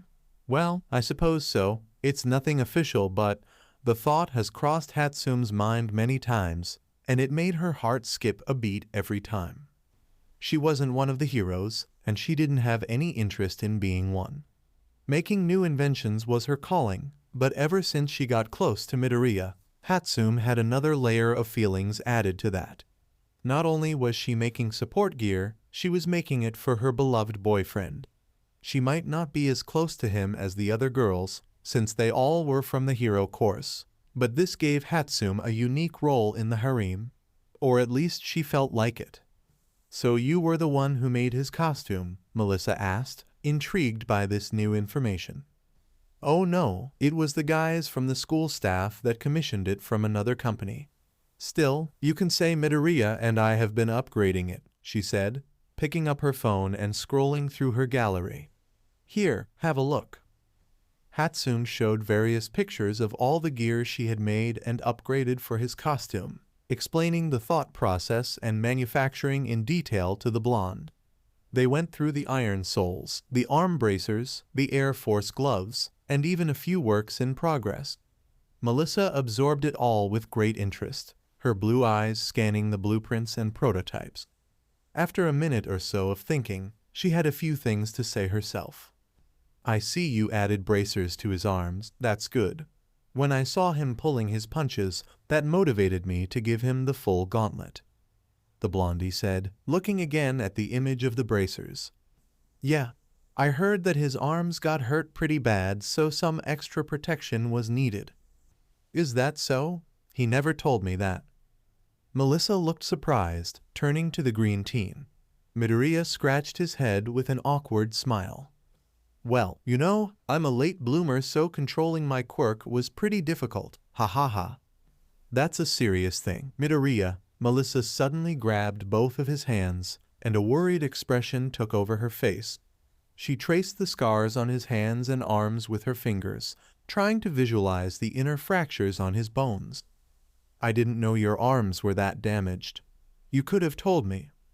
It's a bit embarrassing to talk about, but I'm taking better care of that now, and my control is way better. Plus, I have my shoot style, so I don't have to rely just on my punches, he said with a hint of pride. Midoriya didn't like to brag, but he felt this much was earned. And my Iron Soul's design adds an extra punch to those kicks. Oh, and the Air Force gloves give him a ranged option. We're soon going to cover all of your bases, right, Midoriya? Hatsume said, slinging one arm around his shoulders and playfully punching him in the arm. She, too, seemed pretty proud of her babies. That's good and all, but... Oh, it's nothing. Melissa waved off the question, but Hatsume insisted. No, come on, say it. Well, how do I word this? She took a moment to choose her words. Don't you think it all looks kinda goofy? Melissa asked her with honesty, which caught the Pinkhead off guard. Gee, goofy? What do you mean?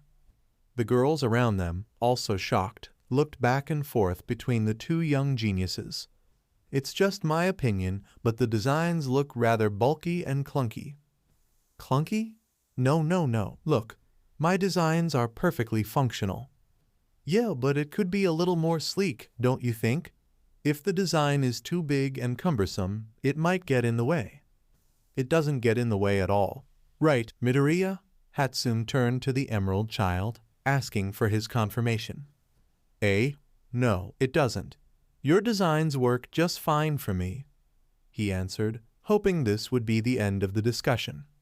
But Midoriya-san, don't you think it would be better if it was more lightweight and compacted? I guess so, but I don't really mind. Oh, now I get it. You're a minimalist, aren't you? Melissa-san? Hatsume cut him, turning to the blondie, arms crossed in front of her chest. Yes, you can say that. I always try to make form and function go as closely as possible. Melissa answered, hands resting on her hips. Well, that's fine and all, but I don't like it much. It loses all the flair, in my opinion. Support gear doesn't need flair. If you can do away without the extra bits, why waste resources? It's not a waste of resources, it's part of the function. If you make the equipment bland and hidden away, nobody is going to notice it. Good. Why would you want people to notice the support gear? Hello? For the recognition? The support gear is as important to the hero's identity as the super moves. It's like a trademark. I don't know if I agree with that. It makes it look like the support companies just want free advertising. Well, that too. How else would people know where to get their gear from? And why would civilians need support gear? A lot of heroes use support gear. With the right equipment, a lot of people could become pros, you know? I'd rather not have a wide group of people going around like characters out of a steampunk setting. Okay, you take that back. Steampunk is an excellent aesthetic. Maybe if a clunky design is your thing. Girls, why don't we change topics for a while? The discussion was slowly derailing into an argument, so he decided to intervene before it got out of hand. Oh, that's perfect. Midoriya, which designs do you prefer, mine or hers? Hatsume said, holding his hand in hers. Fine by me. Which one do you like more, Midoriya? Melissa replicated the action, holding his other hand, slightly pushing Uraraka away in the process. As for Midoriya, he felt like the rope in a tug-of-war, his eyes jumping between both girls as he tried to think of a diplomatic solution. He has been using nothing but Hatsume's designs, mostly because he trusted her ingenuity to make quality support gear. Plus, now she was his girlfriend, so he trusted her even more. On the other hand, he would be remiss to ignore the obvious talent Melissa had. The full gauntlet was meant to withstand punches from All Might at his peak. To say it was a marvel of engineering was an understatement. He didn't doubt she could easily make excellent gear too, and proof of that was the bracelet around his wrist. Both girls brought something special and unique to the table, and their talent as inventors wasn't up to dispute. Plus, he wasn't an inventor himself, so Midoriya felt limited in evaluating the gear aside from how well they worked for him. At the end of the day, it was a matter of preference, but even then, Midoriya couldn't pick one as the best. So, being in front of these two girls with very expectant eyes, Midoriya chose the only alternative he thought viable. I think both are pretty good in their own ways. A non-compromising answer. Yes, but that's how he felt, in all honesty. Unfortunately, it didn't seem to appease the girls. "Midoriya, you don't have to be nice," Hatsume said, pulling his hand close to her. "Yes, this could be a very important decision." Melissa mirrored the pinkette, pulling his other hand closer to her as well. Meanwhile, the girls observed the sudden development with mixed feelings, mostly because Melissa was getting rather close to Midoriya. Well, that was more Uraraka's feelings. As for Nejire, she couldn't help but smile at this situation. She didn't want to cause a commotion, but something was endearing about these two young geniuses fighting for Midoriya's approval. She also wondered if Melissa was truly just friends with him. "Girls, I'm telling you, I think both are good. Plus, I don't even know where to begin thinking about it. I'm not that technical," Midoriya explained further. He wished he could provide them with the depth they wanted, but his knowledge of support gear was very limited in comparison. Hopefully, this would end the discussion. "Then why don't we have a little contest?" This suggestion came from Yaoyorozu, who decided to also jump in. She was no stranger to this kind of situation. The Yaoyorozu conglomerate made many bids and her parents taught her a few things. "Can't we just say both are good in their own ways?" "A contest? Let's go," Hatsume cut him, already hyped with the idea of showing off her baby. "But we're—" "A contest, you say? Sounds good to me." Melissa joined the fray, following Hatsume's enthusiasm. She wouldn't openly admit, but Melissa had a competitive side to her when it came to her creations. From a very young age, she always strived to get first place in science fairs and the like. "Then why don't we use Gamma Gym? It should be free today," Kendo suggested, and before Midoriya could say another word, the girls were all excited to see this duel of geniuses. As for Midoriya, he was left speechless as his harem moved ahead of him.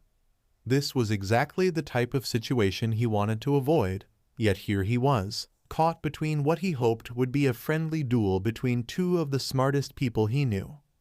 "I have a bad feeling about this. What should I do, Nana-san?"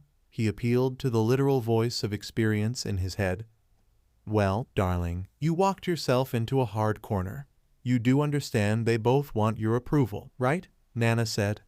Within his mental space, she lay on a two-seat couch, her head resting in her right hand. "That much I noticed, but I don't want them to fight over such a silly thing." "Wrong. It's not silly to them. Saying you like both probably makes them think their works are not remarkable enough to impress you, hence why they jumped at the opportunity to test them and show off. Do you get it now, Izuku?" "Okay, I get it, but can't we just settle this with a draw? I legit like both of their inventions. Why do I have to pick one?" "Oh, Izuku, you poor sweet thing. You still don't fully understand what you do to the women around you. It's annoying, but also endearing. Oop, someone is here for you." Later, "Sweetie," as Nana's voice faded away, Midoriya came out of his mind space, finding a pair of brown eyes staring at him curiously. "Deku-kun, are you not coming?" Hatsume went to pick up her new gear, Uraraka said, hugging his arm tightly. "Shall we?" It wasn't like he had another option now, so Midoriya and Uraraka hastened their step to catch up with the others. Once at Gamma Gym, the harem stood by the sidelines while both geniuses prepared their equipment. Just to make sure, Shiozaki dropped by the teacher's lounge to ask for permission, and Ectoplasm Sensei, who was present at the time, said it was fine by him. With that out of the way, all they had to do was think of a good way to compare Melissa's mid-gauntlet and Hatsume's arm bracer MKI baby, now improved with a spring system similar to the Iron Soul's. It was considerably larger and bulkier than the slim coil the mid-gauntlet made, but it also looked much sturdier. It covered all of Midoriya's forearm and the top of his hand, where a red piece of metal stood. Upon activation, the spring mechanism would release it to increase firepower without risking damaging his arms. While the inventors finished their adjustments, the others helped set up the tests. First, Yaoyorozu made a bunch of ceramic tiles. The goal here was simple, breaking as many of them as quickly as possible. For the second test, Shiozaki was braiding her vines into some kind of whip and building up tension. This was meant to hit both bracers and test how well they could protect from external damage. Finally, for the last test of max output, Yaoyorozu once again created some sturdy tiles, but now they would be enlarged by Kodai and Kendo would hold them in place. With everything set, it was now up to Midoriya. He checked the fitting of Melissa's gauntlet, looking at the two inventors with a doubtful face. "Are you sure this is necessary?" He tried to escape this trial one last time, but both Melissa and Hatsume looked very eager to see the results. "Okay, then let's do it." Perhaps I'm overthinking it and they just want to test it on me. He hoped that was the case, for it would avoid some rather problematic situations. Midoriya got behind a white line drawn on the concrete floor and readied himself. With a nod, he signaled to Yanagi, who used her telekinesis to make the ceramic tiles float in the air, with a little help from Uraraka to make them lighter.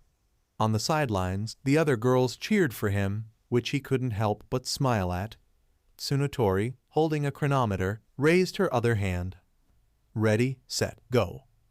With a surge of energy, Midoriya dashed forward, covering the distance between him and the tiles like a bolt of green lightning.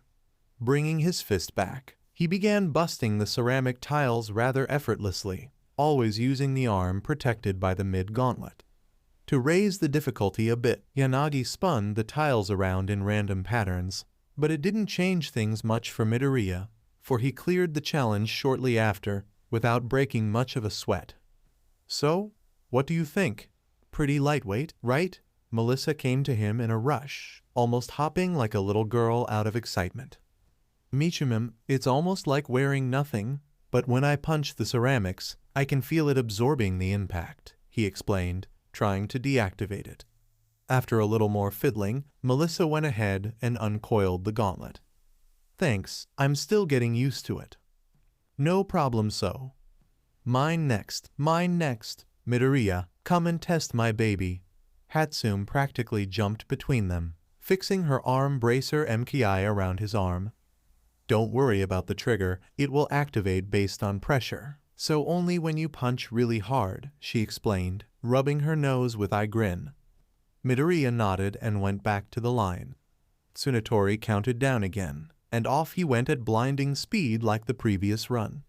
His movements were equally swift and his accuracy was bordering on the impeccable.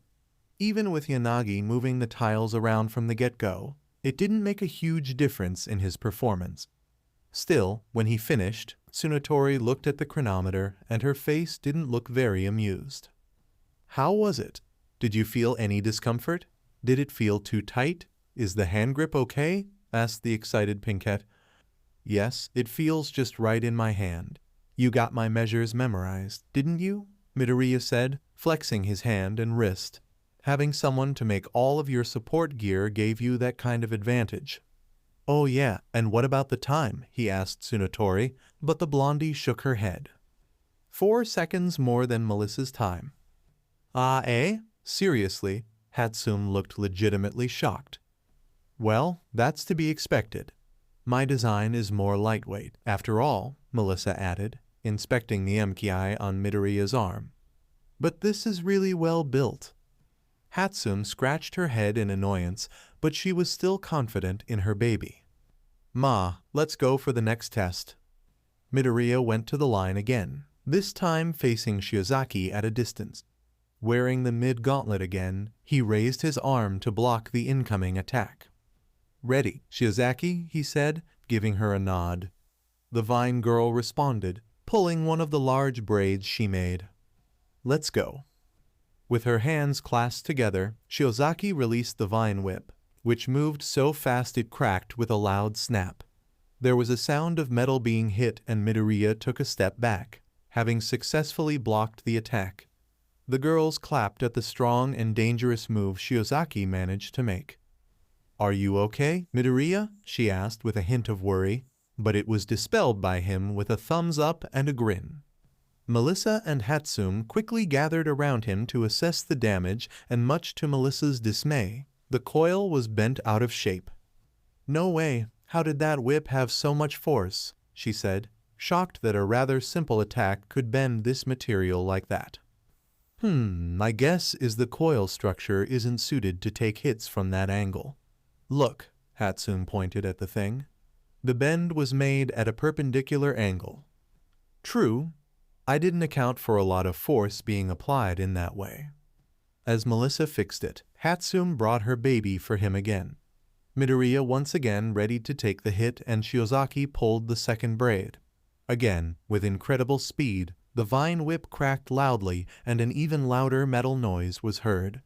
Midoriya took a step back, but he wasn't fazed at all. Once again the girls clapped at the display of strength. Now that I think about it, isn't Shiozaki-chan kinda scary? Hagakure asked Komori, who nodded in agreement. Normally she's very mellow, but when Shiozaki-chan enters punishment mode, things can get pretty ugly. Punishment. Then, an arm wrapped around the invisible girl and the short brunette. The height difference wasn't an issue because the arms were detached and floating. Hey, I've been thinking too. Can you guys help me convince Shiozaki to try bondage? Takage whispered to them, getting some embarrassed yelps from the two girls, followed by laughing her head off. Back to the test, Melissa and Hatsume inspected the bracer, and not even a dent was found. Well, that's to be expected. It is structurally sound, Melissa admitted, feeling a little defeated. Meanwhile, Hatsume hummed happily, sticking out her chest with pride. You can count on that. My babies won't lose to anyone. Okay, Midoriya, we're ready, Kendo called, standing behind a large ceramic plate with her big hands holding the piece. Kodai was by her side and gave him the sign to go. Again, starting with the mid-gauntlet, Midoriya began with around 5% of Ofa. His body emitted a faint glow, and he threw the punch, easily cracking the tile. Next, he would try 2 tiles, with an increase in his output. 3, 4, 5, 6 tiles he broke with relative ease, but Midoriya was now at 10%. Midoriya, why don't you give it a really strong punch this time, suggested Ashido. I don't know about that, it could break it, he said, looking at the gauntlet and then at Melissa. But to his surprise, Melissa came forward, also asking him to go beyond. I don't mind, go for it. I'm confident it will handle it, she said, her eyes full of determination. Okay, then, he answered, turning to the ceramic tiles again. 10 of them, without Kendo holding them, just to be safe. My current max output is around 30%, 40% if I have to go all out, but the pain is a major drawback. For this, 20% should be more than enough to not break it like the full gauntlet. The green teen readied himself. Sparks flew from his body as he channeled the power through his body. 20%. Detroit Smash. A gust of wind blew as Midoriya threw the punch. The tiles cracked with the initial impact and were sent flying, shattering even more with all the kinetic energy. As the dust settled down, the girls once again clapped in awe at their beloved boyfriend. Midoriya turned to Melissa, who opened a wide smile as she noticed her equipment was intact. It works great, Melissa. I didn't feel any strain, he said, reassuring the blondie that her design was a major success. Now, for the next trial. With Hatsume's baby equipped, Midoriya began the stress test again. First, 1 tile at 5%. Then, 2 tiles at 6%, 3 tiles at 7%, and so on. But before he could go through all this process, Hatsume cut in. Let's jump to the 10 tiles already. Midoriya. Hatsume had a mix of anxiety and giddiness in her face. He hesitated a bit, but ultimately complied. Yaoyorozu and Kodai fixed the 10 tiles. Everyone took a few steps back. Midoriya charged up Ofa again. He breathed in, then made his move. Again, the powerful attack generated a strong wind and the tiles were practically pulverized. Ha! How's that for a punch? Hatsume cheered, but then she looked at him. As the dust settled, something didn't look quite right. Midoriya was shaking his arm and clawing at the bracer. Hey, what's going on? It's stuck, he answered, looking at her with a slightly panicked face. Stuck? What do you mean? Let me see it. Melissa rushed past Hatsume, prompting the pinkette to also move. The other girls exchanged worried looks as the two inventors assessed the situation. It looks like the strength of the punch pushed the spring past the railing limit. "Look," said Melissa, pointing at the red piece that was misplaced and locking Midoriya's hand into a fist. "Does it hurt?" "No, it's just clamping my fingers. Normally, having his hand stuck inside a metal contraption would be pretty terrifying, but with those two geniuses around and taking care of him, Midoriya felt much more relaxed." "Ah, shit." The spring escaped. "Crap," Hatsume cursed under her breath, fishing a few tools from her pockets. "Relax, I've got this," she said, murmuring something he didn't get. "Here, let me help." "I said I've got this." The pinkette lashed at Melissa, who was stunned for a moment, but then moved to help anyway. "Hey, now is not the time to show off. Give me the pliers and let me help take this thing off his arm." Now it was Hatsume's turn to be stunned momentarily, but she quickly obliged. With the two girls working on it, the arm bracer came out without harming Midoriya's hand. He counted his fingers as he flexed them. 4, 5. "Yep, all here, thanks girls, Hatsume." When he looked at her, Hatsume looked away. There was a tinge of red in her cheeks, but more concerning than that, it looked like she was about to cry or holding back the tears. "Hatsume, it's okay. It was an accident, and I'm not even hurt." He tried to reassure her it was okay, but instead of making things easier, Hatsume only felt more guilty. She turned her back to him, holding the arm bracer prototype close to her chest. "Well, I guess that decides it. Looks like I have more work to do. Ha ha ha ha," she said, walking by the other girls and out of Gamma Gym. "Wait, Hatsume, it's okay. It didn't even hurt. I have to go fix this. Sorry, but could you guys finish the tour with Melissa for me? Okay, thanks, bye." And she darted out of the gym. Midoriya went after her, but a hand on his shoulder prevented him from giving chase. It was Uraraka. "Deku-kun, give her some time," she said, looking at the direction her friend went.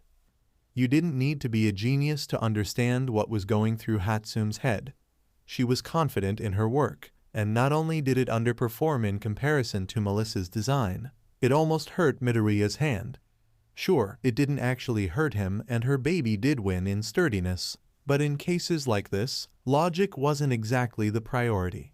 If any of the girls accidentally hurt Midoriya, they would feel dejected too. So everyone stood silent for a moment. Up until now, the atmosphere was lighthearted, and now it felt heavy. Nobody knew exactly what to say. So to break this silent spell, Nejire had an idea. "Well, if this is the end of the tour, Midoriya, do you want to go on another date with me? I'll treat us to some ice cream." The question came out of nowhere, and it raised a few other questions among the shocked group of girls, the most common being, "What do you mean by another date, senpai?" asked Uraraka, containing her killing intent.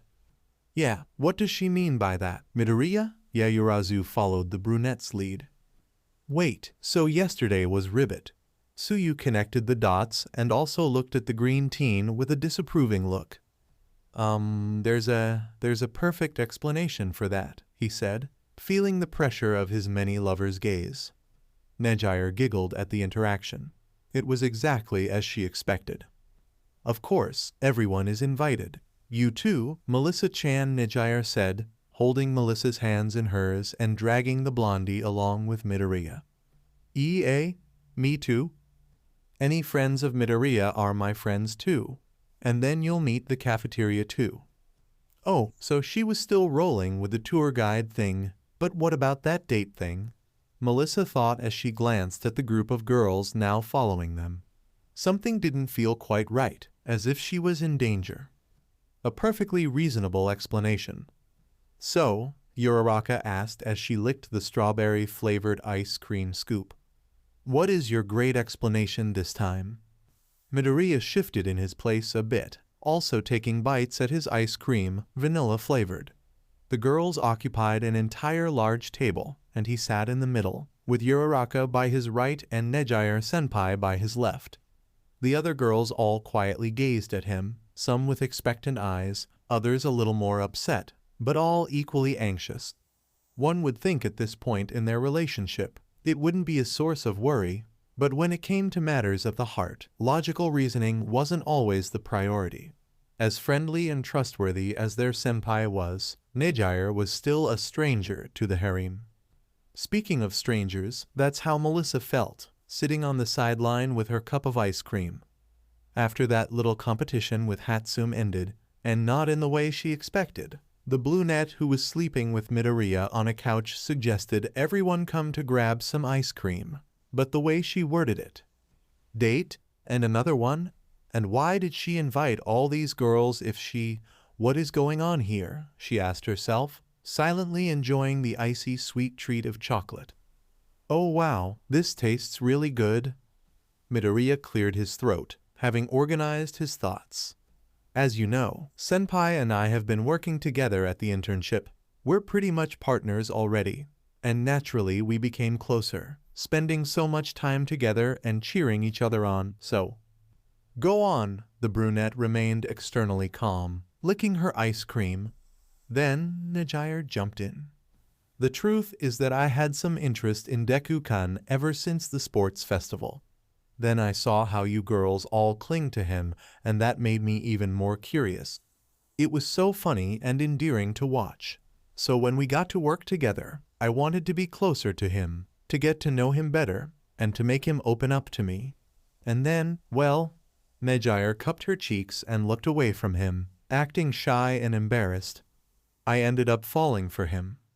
It sounds like the usual routine, Kendo said, letting out a sigh. She hung her head low and had her arms crossed for a while, then looked up at Uraraka. What do you think, boss?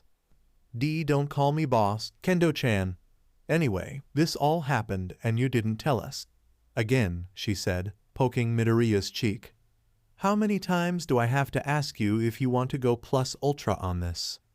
I swear I don't do that on purpose. It just happened. He was being completely honest, but considering what it did just a few minutes ago, Midoriya wondered if that mattered at all. Ribbit, I suppose it's our fault too. It was us that let Senpai stay overnight, Tsuyu said between licks. Her tongue was rather sensitive to extreme temperatures, so she took her sweet time. Yeah, our bad, but in our defense it is really hard to say no to Senpai. Ashido came forward, joined by Hagakure with a confirmation nod. Is that so? Then what else did you two do that I'm not aware of? Uraraka looked at Midoriya and Nejire, while her menacing aura slowly flared up.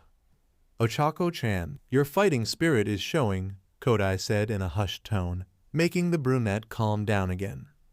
We didn't do anything, drastic. For real, we just played games and, well, cuddled for the rest of the night. He said the last bit with a hint of embarrassment. He would be lying if he said the thought didn't cross his mind at least thrice, considering how soft Nejire felt and how warm she was, but Midoriya knew better than to just jump to the more intimate bits, especially considering his track records. He wanted to make things follow the right path from now on. Not that he pretended to keep adding girls to his harem, of course. Cuddling, all night long. Now it was Komori, the other brunette, who seemingly had an intense aura surrounding her. The prospect of being so close to Midoriya for such a long period made her jealous. It should have been her. Are you completely sure there's nothing else you want to share, Deku-kun? Uraraka asked him once more, leaning in very close, slowly licking her ice cream as she stared into his emerald green eyes. Yes, that's all there is to it, he said, also telling himself there wasn't any more to it. Uraraka held her piercing gaze for a while longer, then leaned to the side, now directing it at the brunette across him. And what about you? Nejire looked confused. What's your pledge? Do you? She looked around, spying on the blondie nearby. Do you love him? She said in a lower tone. Didn't I answer that already? Saying you like someone or that you fell in love is easy. I want to know what you really feel. We all love Izuku for a special reason, so what is yours? Depending on your answer, I cannot accept it. That was arguably more reasonable than the previous times, so Midoriya felt a little more relaxed. As for Nejire, she closed her eyes and thought, humming and cupping one cheek with her hand. Was this some kind of test? She wondered. But even if it was, answering was easy. She had already come to terms with her true feelings for him. This was but a formality, if you will. Of course, the girls would want to know. That showed just how important Midoriya was to them. So opening a warm smile, Nejire once again poured her heart out. If you ask me why I love Midoriya, well, I'm very curious about him. He's an interesting, charming, and very cute boy. He's brave and cares for others, always puts their needs in front of his own. And with all that has happened to him, he still walks forward, which I admire a lot. And then, there's this very Harim, she said the last passed as a whisper, catching the girls' attention. You girls look so happy around him. I can't help but wonder how you guys do it. And of course, I want to be happy like that too. With her answer given, the girls looked at each other, then at Uraraka, who was in deep thought. So, can I be his girlfriend like you girls? Nejire asked, clasping her hands together and showing her best puppy dog eyes. Uraraka eyed her, gritted her teeth a bit, mulled over the idea some more, made another troubled face, mumbled something inaudible, looked up at the sky, scratched her head frantically, and then let out a heavy sigh. Begrudgingly, she looked at Nejire once again. Fine, Senpai is trustworthy, and since Deku-kun has spent so much time working with you, his feelings are also genuine. Plus, he wouldn't want to dismiss yours. I guess you can be part of our... Really? Thank you so much, Uraraka-chan, Nejire said in a burst, getting up from her seat and tackling both the brunette and Midoriya in a hug, although she held Uraraka more. The others couldn't help but smile at the scene. Nejire-senpai was, indeed, hard to deny. Oh, do I get to call you Ochako-chan now? Are we all best friends? Do you want to go on a group date? Nee, do you guys know a nice place for large groups? Can we wear matching clothes? When are we going to have sec? SHHH, Uraraka's reflexes were on point. The moment she sensed the word, she moved the cover of Nejire's mouth. Her brown eyes glanced at the blondie sitting at the next table who was, in fact, watching them with a puzzled look. Melissa didn't get all of the conversations, but if she was understanding it correctly, Midoriya was dating Nejire, and the other girls were very protective of him for a reason. She didn't realize he had that close of a friendship with the girls, then again, she didn't have a lot of time to spend with him as they did. She wondered if they would get that close, with enough time spent together. Together, just Melissa and him. The blondie shook away the thought. In front of her, these girls formed some sort of barrier around him, but Nejire was able to infiltrate. The brunette looked like a very amicable person. She even invited. Rather, she dragged Melissa along despite having just met her, solely on the premise of being a friend of my friend. It wasn't a surprise at all that Midoriya would like someone like her, who was so full of energy and good vibes. If Melissa was to act more like Nejire, then perhaps... Back to the brunette. Nejire was relatively calmer, but still very giddy about being accepted into the harem. So much so that she insisted on talking about sec, particularly her having sec with Midoriya. Nee, when will it be my turn? Do you girls make some form of rotation? How many times per week? Senpai, not in here, please. Now it was Ibara reaching out to keep Nejire quiet. A lot of things happened, but long story short, we can't do that here on school grounds, Yanagi explained. But hey, Nimiri realized it's fine if we're not on school grounds, so the moment we find a way to get out and a place to stay, it's party time, baby Takage added, resting a floating arm around Nejire's shoulders. This revelation left Nejire a little bit disheartened, but also made her go deep thinking. However, another player entered the scene. Dragged by a gray-haired little girl, Himiko once again looked slightly uncomfortable in being here. When she looked up, it only got worse as the entire harem and Midoriya were looking. Surprisingly, most of them had neutral expressions, Midoriya included. But Himiko could always count on Uraraka to give her a minor death stare. Eri-chan, are you sure about this? Yes, I heard there's ice cream in the cafeteria today. I wonder if they have apple flavor, the girl said, looking in the direction Himiko was staring. Once she spotted Midoriya, Eri waved energetically. Deku, I'm going to get ice cream. Her eagerness with such a simple thing got a gentle laugh out of him. Ha ha ha ha, I see. Don't eat too much, though, he replied, getting a nod from Eri. Himiko just waved awkwardly, to which he responded in kind. As expected from Lunch Rush, sorting out some apple-flavored ice cream wasn't a hard task at all. While they waited, Eri and Himiko sat across on the table Melissa was. Sorry, you are? Melissa asked the fellow blondie who stole glances at Midoriya now and then. Oh, my name is... Right, let me introduce you. Midoriya jumped right in, placing a cup of strawberry ice cream in front of Eri while she waited for her apple one. Melissa, this here is Eri. Eri-chan, this is Melissa, a friend of mine from overseas. Hello, Eri said, giving a wave and a smile. Melissa replied in kind, but then she looked at the other girl with yellow cat eyes. And you? Himiko shifted a bit, looked at Midoriya once more, then cleared her throat before speaking. Hi, my name is Toga Himiko. Just Himiko is fine, by the way, she said, coming off as almost too polite, which made Melissa raise an eyebrow. Well, not much use in overthinking this. My name is Melissa, pleased to meet you. Are you in the same class as Midoriya?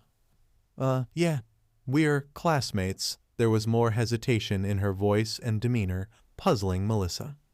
What's more, the other girls seemed rather bothered by Himiko's presence. There was a sharp change in the mood when the blondie with buns entered the cafeteria. Plus, she wasn't invited on this tour-turned-ice cream group date.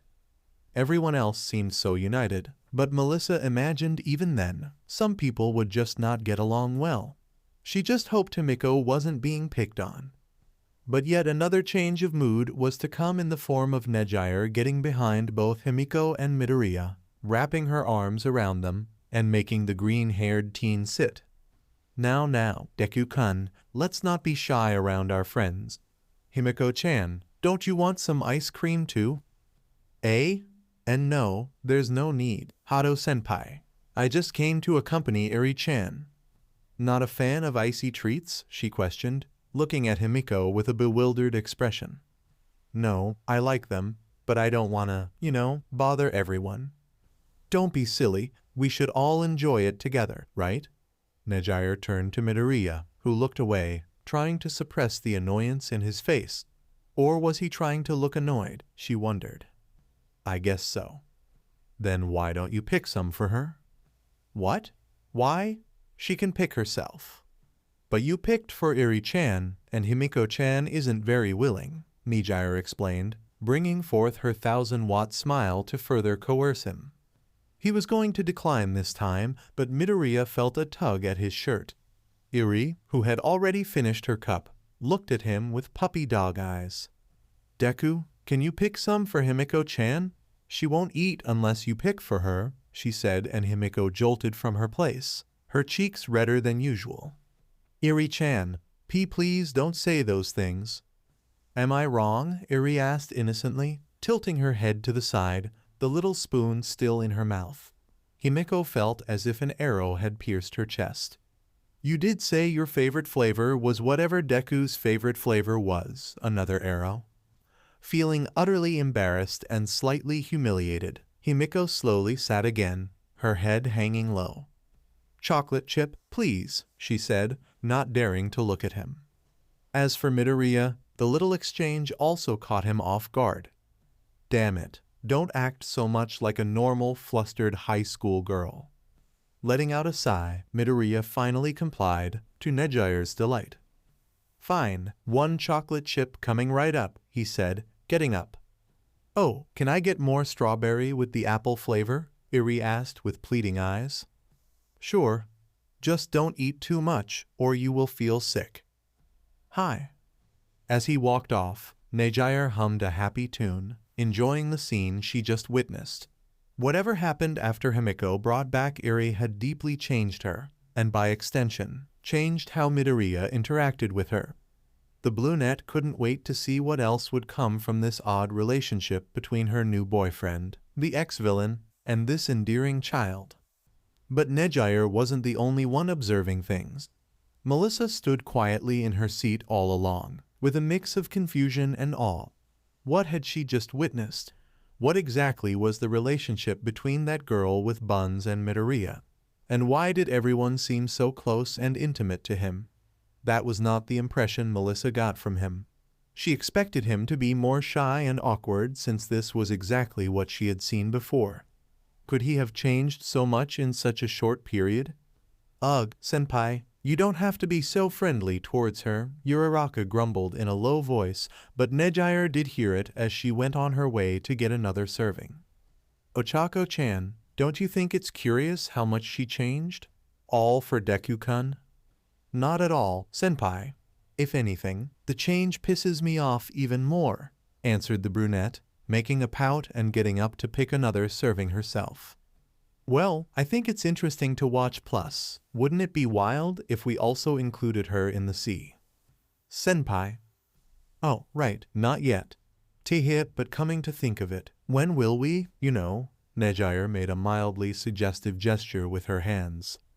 I wish I knew, senpai. Unfortunately, we have to put it on hold for the time being, Gyro said, joining the two.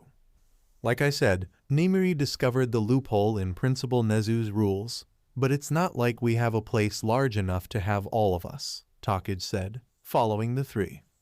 And I imagine renting such a room would be very expensive, not to mention we're still in high school, Kendo was next. I don't think my parents would approve of me taking this kind of expense, Yaoyorozu added, bashfully. Can't you just print the money, though? Kodai asked. That would break the economy. Yeah, let's not print money, Tsunatori joined the group. But it is a great shame. Mei-chan made such a nice room for us, Hagakure commented. I miss the hot tub, Ribbit.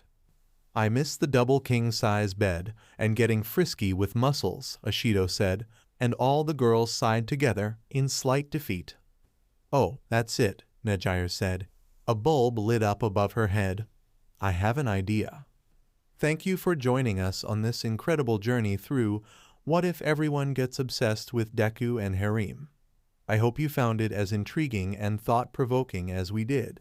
A big shout-out to Guy number 23 for crafting such a compelling story. Don't forget to check out their profile on fanfiction.net for more amazing works. The link is in the description below.